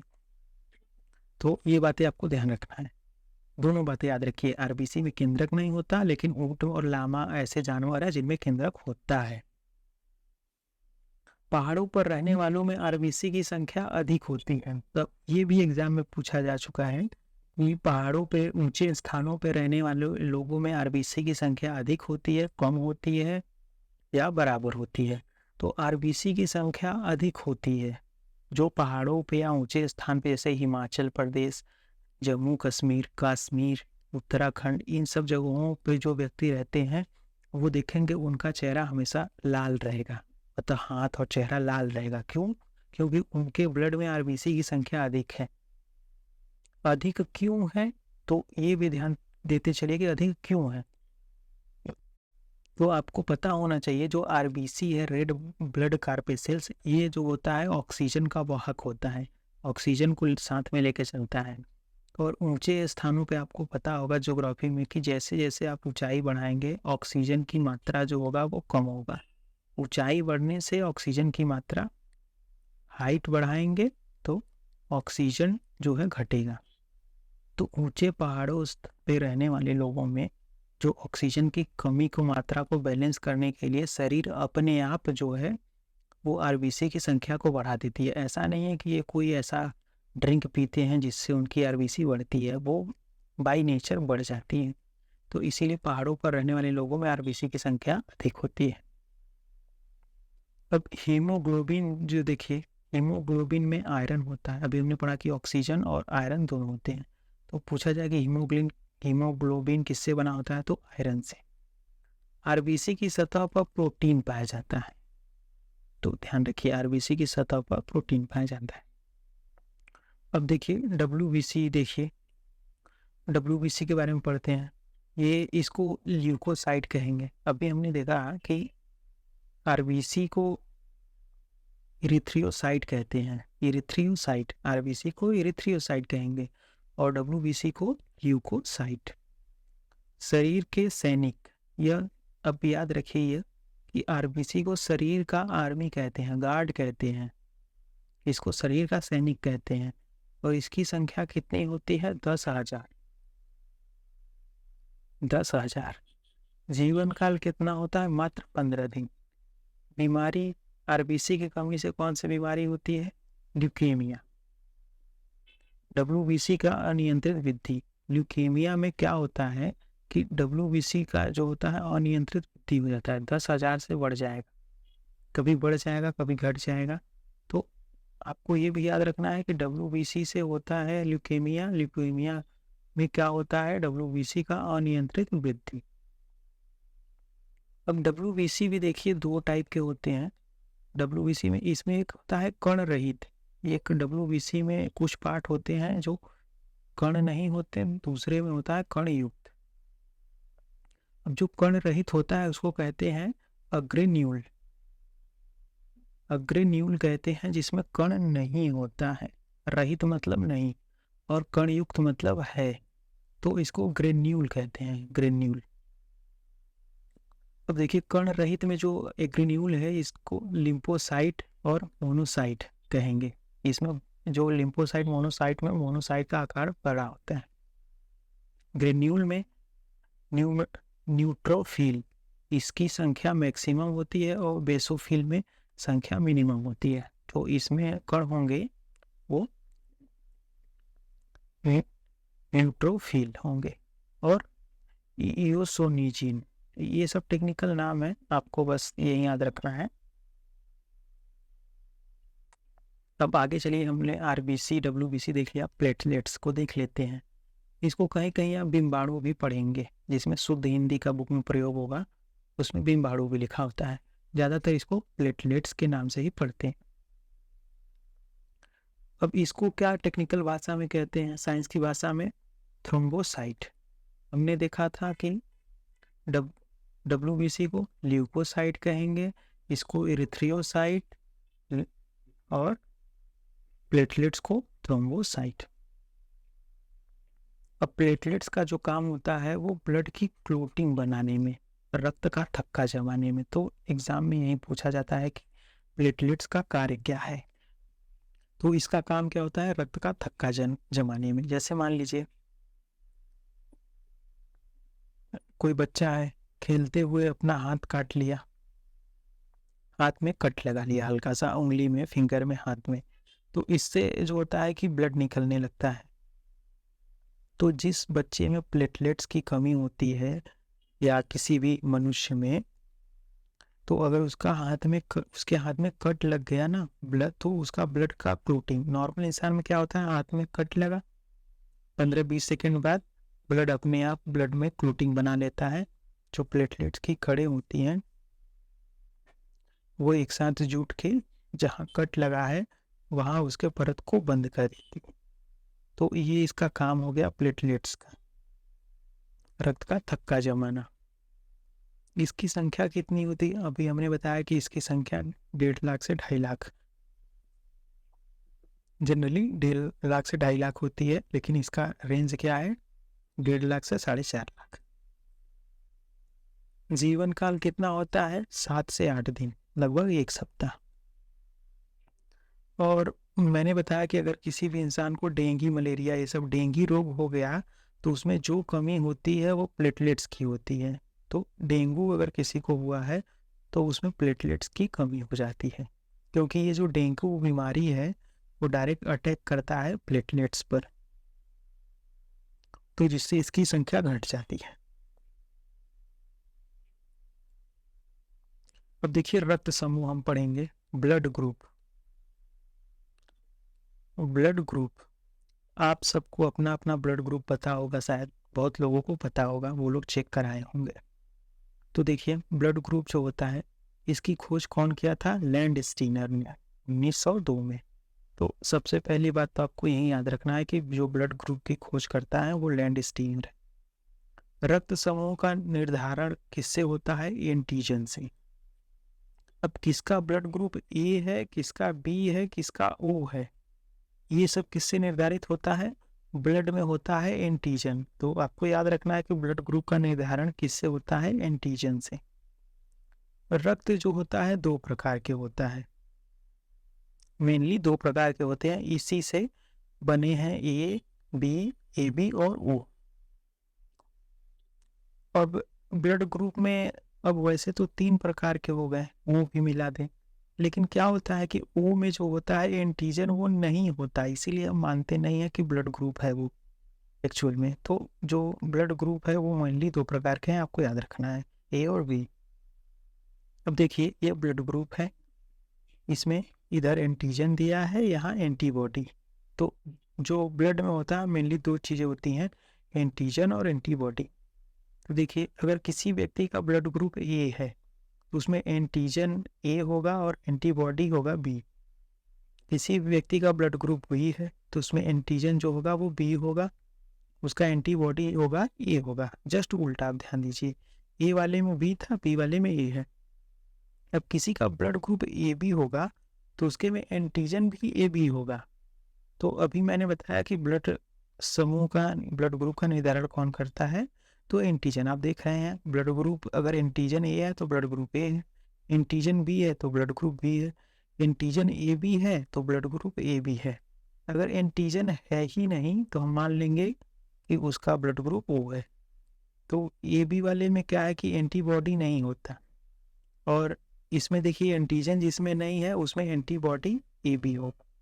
तो इसी से पता कर लेते हैं कि किसका ब्लड ग्रुप क्या है।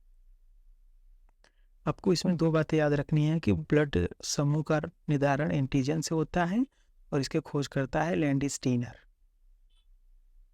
अब देखिए रक्तदान। अब हम रक्त समूह का नाम आता है तो सबसे पहले मेरे माइंड, सबके माइंड में यही आता है कि रक्तदान, या किसको हम दे सकते हैं, किसको ले सकते हैं, क्योंकि एग्जाम में रक्त समूह से यहीं से क्वेश्चन बनते हैं ज़्यादा।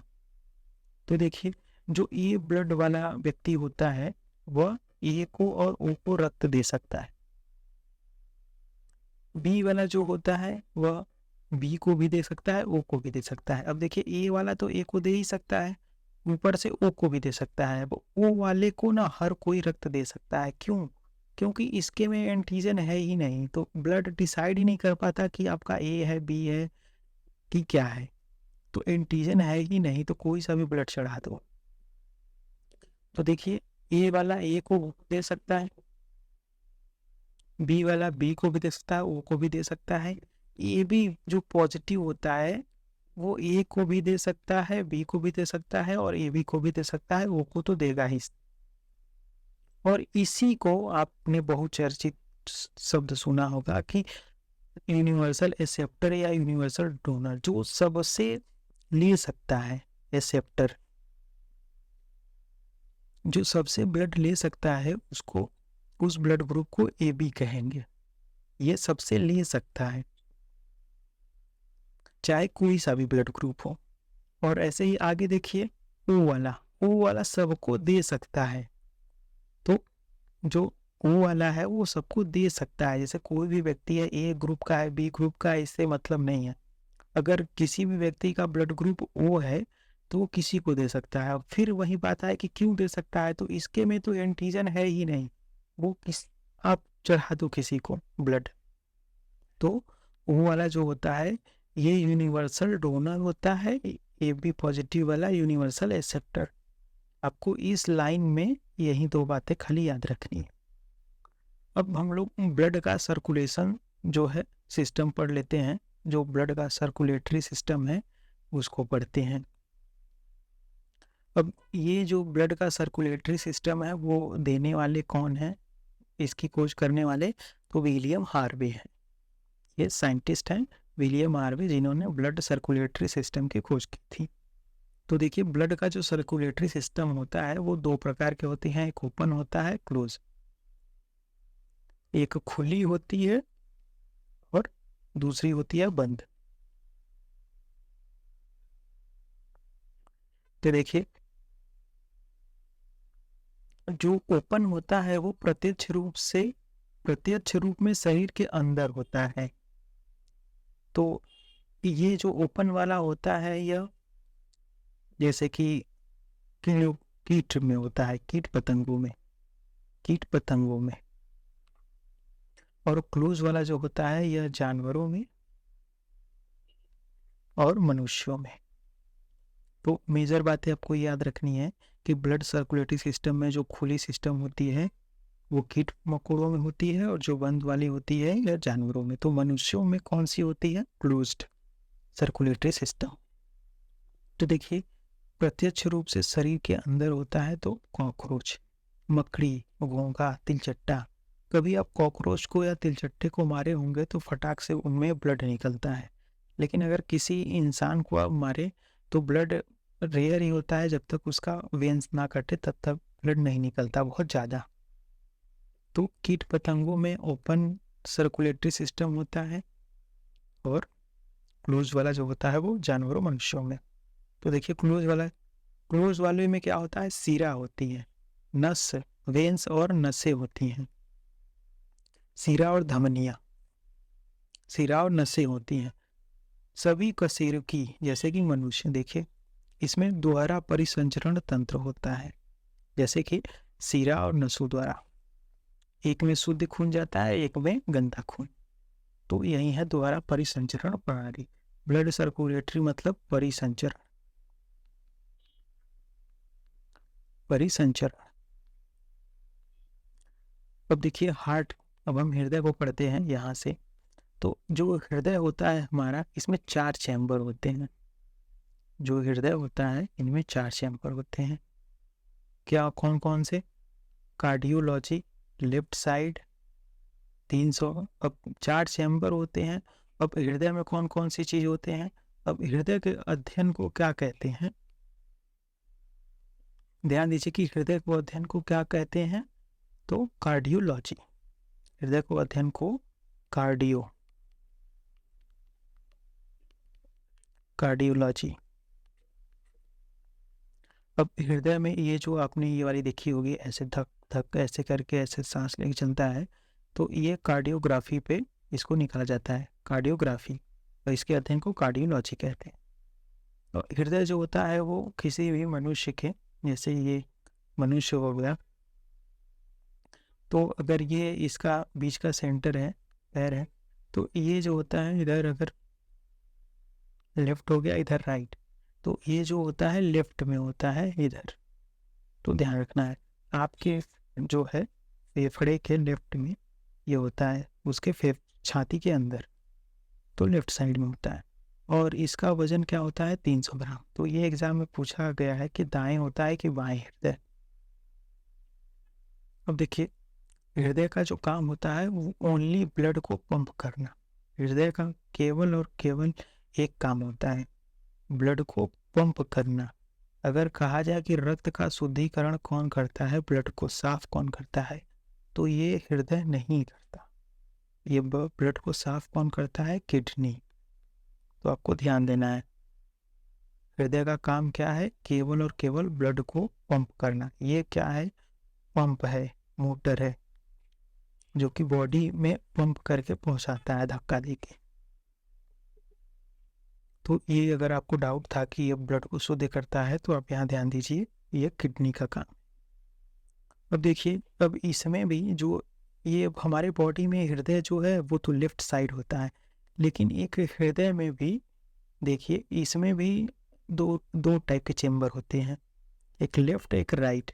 इसमें भी 2 चेम्बर। अब लेफ्ट वाली में जो होता है शुद्ध रक्त, ये जो लेफ्ट है इसमें O2 शुद्ध रक्त का वाहन इधर होता है, और राइट वाले में जो होता है ये अशुद्ध रक्त का CO2 का वाहन होता है इधर से। और जिसमें शुद्ध रक्त जाता है O2, इसको हम लोग धमनी कहते हैं, आर्टरी। और जिसमें अशुद्ध रक्त जाता है इसको सीरा कहते हैं, वेन्स। तो ये भी बातें आप ध्यान रखिए। अब देखिए धमनी वाले में, देखिए धमनी जो है रक्त को हृदय से दूर ले जाता है। तो ये जो लेफ्ट वाला है, यहाँ से CO2 यहाँ से प्रवेश करता है, हृदय, रक्त को हृदय में लाना। तो राइट वाला जो सिरा होता है, ये सिरा, ये धमनी। तो हृदय, रक्त को हृदय में लाना है, हृदय को लाता है, और जो यहाँ से फिर O2 जो है ऑक्सीजन बना के ये पूरी बॉडी में फैला जाता है, दूर ले जाता है। फ्रॉम हार्ट, रक्त को हृदय से दूर ले जाना। रक्त दबाव अधिक होता है, दीवारें मोटी होती है। अब अगर ये प्रेशर से अगर रक्त को ले जा रहा है, पूरी बॉडी में पहुंचा रहा है, तो जाहिर है कि इसका प्रेशर अगर हाई रहेगा, ये तभी हर जगह जा पाएगा। और इसकी दीवारें जो होती हैं वो मोटी होती हैं, क्योंकि इसमें प्रेशर ज़्यादा है, तो दीवारें मोटी नहीं रहेंगी तो प्रॉब्लम होगी। और इसका अपवाद क्या है? फुसफुस धमनी। फुसफुस धमनी में क्या होता है? इसका जस्ट उल्टा होता है। अब ऐसे ही सीरा वाला देखिए, सीरा में क्या होता है? रक्त को हृदय से, हृदय में ले आना, यहाँ अंदर डालता है। टू हार्ट, रक्तचाप क्या होता है? कम होता है, दीवारें पतली होती हैं। अब अपवाद क्या है? फुसफुस सीरा। अब आपको पता होगा कि अगर पता होगा नहीं पता होगा, इसमें जो है कि एक पेस मेकर यूज किया जाता है। अगर किसी का जो ये ब्लड की पंपिंग है वो प्रॉपर नहीं हो पाती, तो उसके लिए जो होता है कि एक हृदय के अंदर, दिल के अंदर एक यंत्र लगाया जाता है, जिसको क्या कहते हैं? इस इलेक्ट्रिक यंत्र को, ये बैटरी से चलता है। अगर ये एक बार किसी इंसान के शरीर में इंस्टॉल कर दिया जाए तो 5-6 साल चलता है। तो इसको पेस मेकर कहते हैं विज्ञान की भाषा में। और पेस मेकर को ऐसे नोड कहते हैं। तो आपको अगर ऐसे नोड या पेस मेकर पूछा जाए कहाँ लगता है, तो वो कहाँ लगता है? हृदय में। तो याद रखिए, इसका काम क्या होता है? ब्लड को पंप करना। अब देखिए, हार्ट बीट की आवाज सुनना। अब इससे हम जुड़े कुछ बातें पढ़ लेते हैं, हार्ट से जुड़े कुछ तथ्य। तो हार्ट बीट की आवाज सुनना या जांच करना किससे होता है? तो स्टेथोस्कोप से। आप कभी गए होंगे डॉक्टर के पास, तो हार्ट बीट की आवाज़ सुनने के लिए वो अपने कान में कैसे लीड लगाता है? एक हाथ में ऐसे लेता है, तो वो आपके छाती पे या पीठ पे लगाता है, तो उसको ही स्टेथोस्कोप कहते हैं। जैसे देखे होंगे, ऐसा रहता है, ऐसे करके रहता है, एक यहाँ बड़ी सी एक रहती है, और यह क्या, एक ईयरफोन जैसा रहता है, अपने कान में लगाता है। इसी को स्टेथोस्कोप कहते हैं। तो इससे क्या होता है कि यह हार्ट बीट की आवाज़ सुनता है। और हार्ट बीट की जांच किससे करता है?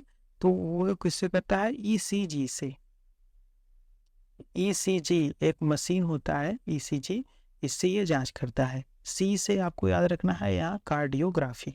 अभी हमने पढ़ा कि जो हृदय की अध्ययन को क्या कहते हैं? तो कार्डियोलॉजी। तो सी से क्या होगा? कार्डियो। तो इससे ईसीजी आपको याद रखना है, इलेक्ट्रोकार्डियोग्राम।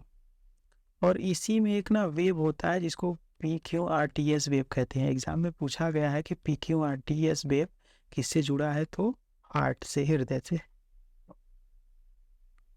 अब एक बार में जो रक्त पंप करता है, अभी हमने देखा कि हृदय का ओनली काम है रक्त को पंप करना। तो ये जो रक्त पंप कर रहा है, काम कर रहा है, कितना कर रहा है? तो 70 ml 1 मिनट में। 1 मिनट में यह कितना कर रहा है? 5040 ml 1 मिनट में यह पंप कर रहा है। 1 सेकेंड में कितना कर रहा है? 70 ml। अगर एक बार रक्त किसी का पंप कर रहा है, ऐसे धक कर रहा है, तो वह 70 ml पंप कर रहा है। अब आपको पता है कि 1 मिनट में जो दिल की धड़कन है वो 72 बार धड़कती है। तो 72 गुणे 70 कर देंगे 1 मिनट में, तो 5040 ml जो है कि यह पंप कर रहा है।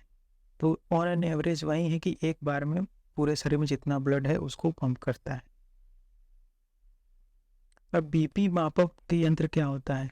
तो अभी आपने देखा होगा कि जो बॉडी में, हाथ के बाहीं में लगा के ऐसे चिपका के एक डॉक्टर ऐसे प्रेशर देखता है, तो जी बीपी मापने वाली मशीन होती है, इसको क्या कहते हैं? स्फिग्मोमैनोमीटर।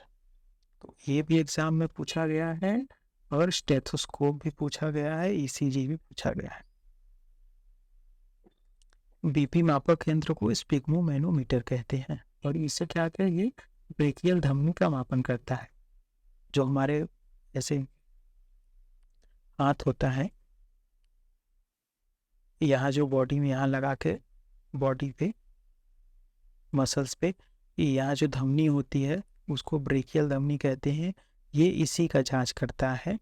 बीपी की जांच ब्रेकियल धमनी में की जाती है। किसके माध्यम से? स्फिग्मोमैनोमीटर यंत्र से। और बीपी का मात्रक जो होता है, आप जो इसका उसमें जो रीडिंग आती है तो देखे होंगे कि 120/80 आती है। तो कहते हैं कि आपका जो है सामान्य है। तो ये 120 इसका मात्रक क्या है? Millimetre HG। तो mmHg इसका जो मात्रक है 120/80। और भी 120 क्या होता है? तो यह सिस्टोलिक होता है और 80 क्या है? तो डायस्टोलिक। तो ये हो गया हमारा बीपी। अब देखिए ब्लड बैंक। ब्लड बैंक क्या होता है? अब सुने होंगे, अगर ब्लड किस कोई इंसान देने लेने जा रहा है तो उसमें यूनिट सुने होंगे कि 1 यूनिट चाहिए, 2 यूनिट चाहिए, ऐसे करके। तो ब्लड बैंक जो होता है, 1 यूनिट में 350 ml ब्लड होता है और इसका टेम्परेचर जो होता है 4 डिग्री सेल्सियस रहना चाहिए। अब आप पता होगा कि वाटर का जो सामान्य टेम्परेचर, शुद्ध वाटर या सामान्य टेम्परेचर है वो 4 डिग्री। तो जल का भी कहीं ना कहीं इसी ब्लड के समान है, तो 4 डिग्री होनी चाहिए।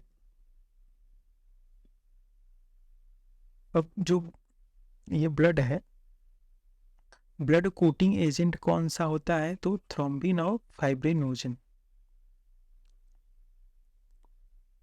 हमने पढ़ा था कि ब्लड की कोटिंग के लिए क्या जिम्मेदार है? तो प्लेटलेट्स ये जिम्मेदार है।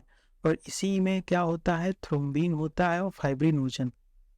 और विटामिन जो के है, विटामिन के, यह ब्लड की कोटिंग के लिए जिम्मेदार है। तो डायरेक्ट एग्जाम में पूछे जाते हैं कि कौन सा विटामिन ब्लड की कोटिंग के लिए जिम्मेदार होता है? तो विटामिन के। अब देखिए हिपेरिन।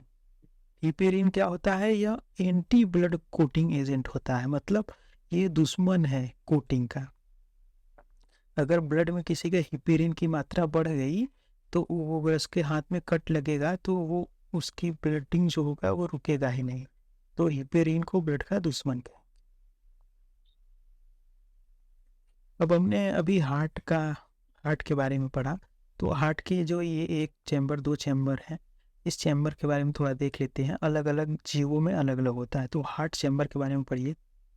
मनुष्यों में और मगरमच्छों में कुल 4 चैम्बर होते हैं। तो अभी हमने देखा कि इसमें 2 चैम्बर है, लेफ्ट में राइट में, और लेफ्ट में भी 2 चैम्बर है, राइट में भी 2 चैम्बर। तो ये 2 चैम्बर है, इसमें भी ऐसे ऐसे करके बटा है। तो 1 2 3 4, कुल 4 चैम्बर हैं हार्ट में। और अलग अलग जानवरों में अलग। तो मनुष्य में और मगरमच्छ में, म से मनुष्य, म से मगरमच्छ, कोई कोई इंसान पे बहुत मगरमच्छ होता है। तो उसमें 4 जो हैं चैम्बर होंगे हार्ट में। पक्षियों में भी 4 होंगे, मनुष्य में, मगरमच्छ में, पक्षी में 4 होंगे। मेढक में और सांप में, ये जो रेप्टाइल्स होंगे, इनमें 3 होंगे। मछली में 2 होंगे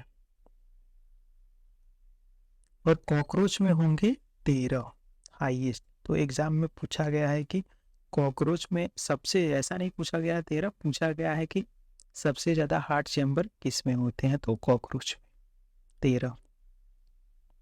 अब हार्ट का ट्रांसप्लांट आप थोड़ा सा पढ़ लीजिए, एग्जाम में कभी कभार क्वेश्चन आता है कि तो हार्ट का जो सबसे पहला ट्रांसप्लांट हुआ था वो क्रिश्चियन बर्नार्ड द्वारा 1967 में साउथ अफ्रीका के थे ये। और भारत में 1994 में वेणुगोपाल, भारत के।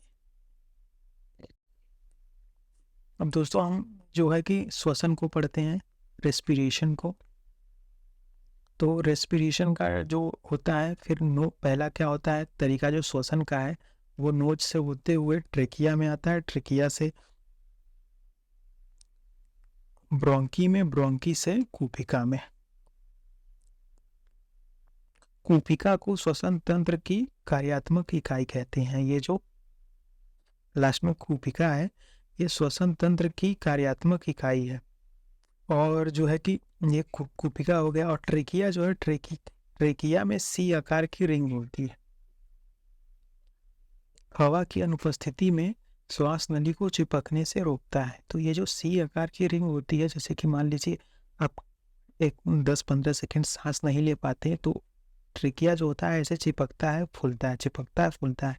तो ये कहीं परमानेंटली चिपक ना जाए, इसको रोकने के लिए इसमें सी आकार की रिंग होती है।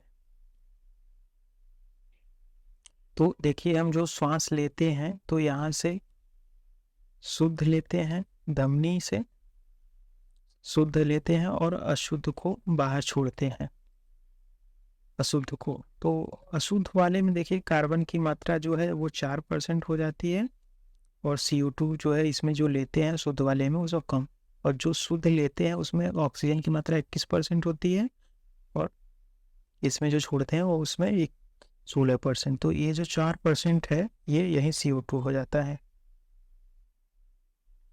तो ध्यान दीजिए, अगर आप कोविड के टाइम में देखे होंगे कि कोविड के टाइम में क्या होता है कि लोगों को ऑक्सीजन की ज़रूरत पड़ी थी, तो ऑक्सीजन सिलेंडर, तो ऑक्सीजन तो वायुमंडल में इंसान ले ही रहा है, लेकिन उसमें ऑक्सीजन सिलेंडर की क्या ज़रूरत थी? तो उसमें क्या है कि जो ऑक्सीजन सिलेंडर में ऑक्सीजन का कंसंट्रेशन था वो 90% के ऊपर था, मतलब शुद्ध उसमें था। अब आप देख रहे हैं कि वायुमंडल में तो नाइट्रोजन 78% है, ऑक्सीजन तो खाली मात्र 20-21% है। तो ऑक्सीजन से आप डायरेक्ट लेंगे तो आपको डायरेक्ट नहीं मिल पाएगा, प्योर ऑक्सीजन नहीं मिल पाएगा। तो इसीलिए 90% शुद्धता के साथ वहाँ दिया जाता था, क्योंकि हार्ट उतना काबिल नहीं था कि वो यहाँ से शुद्ध कर ले, तो इसीलिए ऑक्सीजन सिलेंडर की जरूरत पड़ी थी। बंद कमरे में अगर अंगीठी जला देंगे, तो आपने सुना होगा कि अगर कोई इंसान था वो बंद कमरे में आग की अंगीठी जला दिया जाड़े में, और आग जला के ताप रहा है, तो ताप रहा है, फिर उस घर में कोई खिड़की भी बंद थी, दरवाजे भी बंद थे, और सुबह उठता है तो वो इंसान जो है अजब गजब हो जाता है उसके साथ। तो वो क्यों होता है? तो अगर बंद कमरे में अंगीठी जलाएंगे तो जो है कि कार्बोक्सी हीमोग्लोबिन ये उत्पन्न होता है, जो Hb और CO है, ये दोनों कार्बन मोनोऑक्साइड और ये मिलके एक पदार्थ बनाते हैं कार्बोक्सी हीमोग्लोबिन, और ये जो है ब्लड में जो होता है घुल जाता है, जिससे इंसान की मृत्यु हो जाती है। अब स्तनधारी पक्षी सरीसृप में क्या होता है? लंग्स।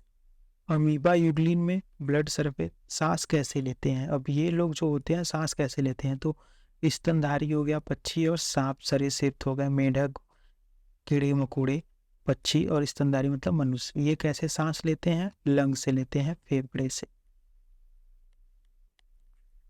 और जो अमीबा यूग्लिन होता है या जो बॉडी के सरफेस होता है त्वचा से सांस लेते हैं। कीचुआ स्किन से सांस लेता है। कॉकरोच स्पिरैकल से सांस लेता है। मछली जो होता है वो गर्ल से लेता है, गलफड़े से। तो ध्यान रखना। अब हम दोस्तों किडनी के बारे में पढ़ लेते हैं। तो देखिए यहाँ पर, अब ये है इंसान का किडनी। आपको पता होगा किडनी दो होती हैं। कभी कभी आपने सुना होगा इनकी एक किडनी खराब हो गई, उनकी दूसरी किडनी खराब हो गई। तो किडनी जो होते हैं वो बॉडी में दो होते हैं। अब देखिए, किडनी को क्या वृक्क हिंदी में कहते हैं, वृक्क भी कहते हैं, या उसको गुर्दा। तो ध्यान रखिए। अब देखिए, किडनी, इसको वृक्क गुर्दे भी कहते हैं। अब ऊपर जो किडनी का स्ट्रक्चर है, ये जो ऊपर होता है इसको क्या कहते हैं? एड्रिनल ग्रंथि। ये जो बड़ा वाला भाग होता है इसको मेडुला कहते हैं, और इसका जो सरफेस होता है इसको कार्टेक्स कहते हैं। और इससे ये जो पूरा ये मेडुला कार्टेक्स जुड़ा होता है मूत्रवाहिनी से, यूटेरर से। ये दोनों किडनियां कनेक्ट होती हैं और मूत्रवाहिनी से। और ये जो होता है यहाँ टैंक, ये होता है मूत्राशय, यूरिन ग्लैडर। इसी में मूत्र जमा होता है, और ये हुआ है मूत्र मार्ग। तो किडनी का कनेक्शन जो है मूत्र मार्ग से रहता है। अब किडनी के अध्ययन को कहते हैं नेफ्रोलॉजी। किडनी के अध्ययन को कहते हैं नेफ्रोलॉजी। किडनी का आकार कैसा होता है? सेम के बीच। तो हमने पढ़ा था कि रक्त का शुद्धिकरण करता है ये, इसका फिल्टरिंग करता है। किडनी का मेन काम यही है, रक्त को शुद्ध करना। और रक्त को शुद्ध करने के बाद जितनी इसमें वेस्ट चीजें हुई, वेस्ट कचरा, उसको मूत्र के मार्ग से बाहर निकाल देना। तो इसका काम हो गया रक्त का शुद्धिकरण, फिल्टरिंग ऑफ ब्लड। अब देखिए, किडनी से ही यूरिन जो होता है, मूत्र, ये होकर निकलता है। तो मूत्र का कलर क्या होता है? हल्का पीला। आपने देखा होगा मूत्र का कलर हल्का पीला होता है। यह किस लिए होता है? यूरोक्रोम के कारण। तो एग्जाम में पूछा गया है कि मूत्र का पीलापन किसके कारण होता है? तो यूरोक्रोम। और ये चीजें हम लोग स्टार्टिंग में ही पढ़े थे, जो हल्का पीला कलर किस लिए होता है? यूरोक्रोम से। इसमें हम लोग आरबीसी में पढ़े थे। और यूरिन में क्या होता है? देखिए, एक दिन में इंसान 1.5 से 2 लीटर जो है यूरिन इकट्ठा करता है। और इस 1.5 से 2 लीटर में जो है 95% पानी होता है, मात्र 2 से 5% होता है मूत्र। और इसका गंध, कभी कभी पेशाब जो होता है, यूरिनल होता है, बाथरूम में आप जाएंगे तो महकता है। तो वो किस लिए महकता है? अमोनिया के कारण। तो मूत्र में अमोनिया होता है, उसका मूत्र में जो गंध होता है वो अमोनिया के कारण। अब मूत्र का पीएच वैल्यू क्या होता है? 4.8। मतलब यह अम्लीय होता है। यह इस साइड का होता है अम्लीय, इधर क्या है? क्षारीय। अब मूत्र के कंट्रोलिंग या इसके प्रॉब्लम की वजह से लोगों में गठिया रोग होता है। बुढ़ापे में लोगों में गठिया का रोग होता है। तो वो किस लिए होता है? यूरिक अम्ल जमा हो जाता है। जो घुटनों में यूरिक अम्ल होता है वो जमा हो जाता है, इससे गठिया होता है। और पथरी देखिए किससे होता है? तो कैल्शियम ऑक्सलेट। पथरी जो होता है वो किडनी में ही होता है। लोग सुने होंगे कि अरे उनके किडनी पथरी है, तो किडनी में ही पथरी जमा होता है। तो यह क्या होता है? Calcium oxalate. यह भी एग्जाम में पूछा गया है। अब लोग, किसी को अब कैंसर होता है तो वो डायलिसिस कराते हैं, ब्लड की को क्लीनिंग कराते हैं, साफ कराते हैं। डायलिसिस मतलब ब्लड को साफ कराना। तो जैसे कि किसी को मधुमेह हो गया है, हाई बीपी है, तो वो डायलिसिस कराता है। तो इसमें भी होता है डायलिसिस। और या किसी को अगर डायलिसिस कराना है तो जनरली किडनी खराब होने पर रक्त का शुद्धिकरण करते हैं समय समय पर, इसको डायलिसिस कहते हैं।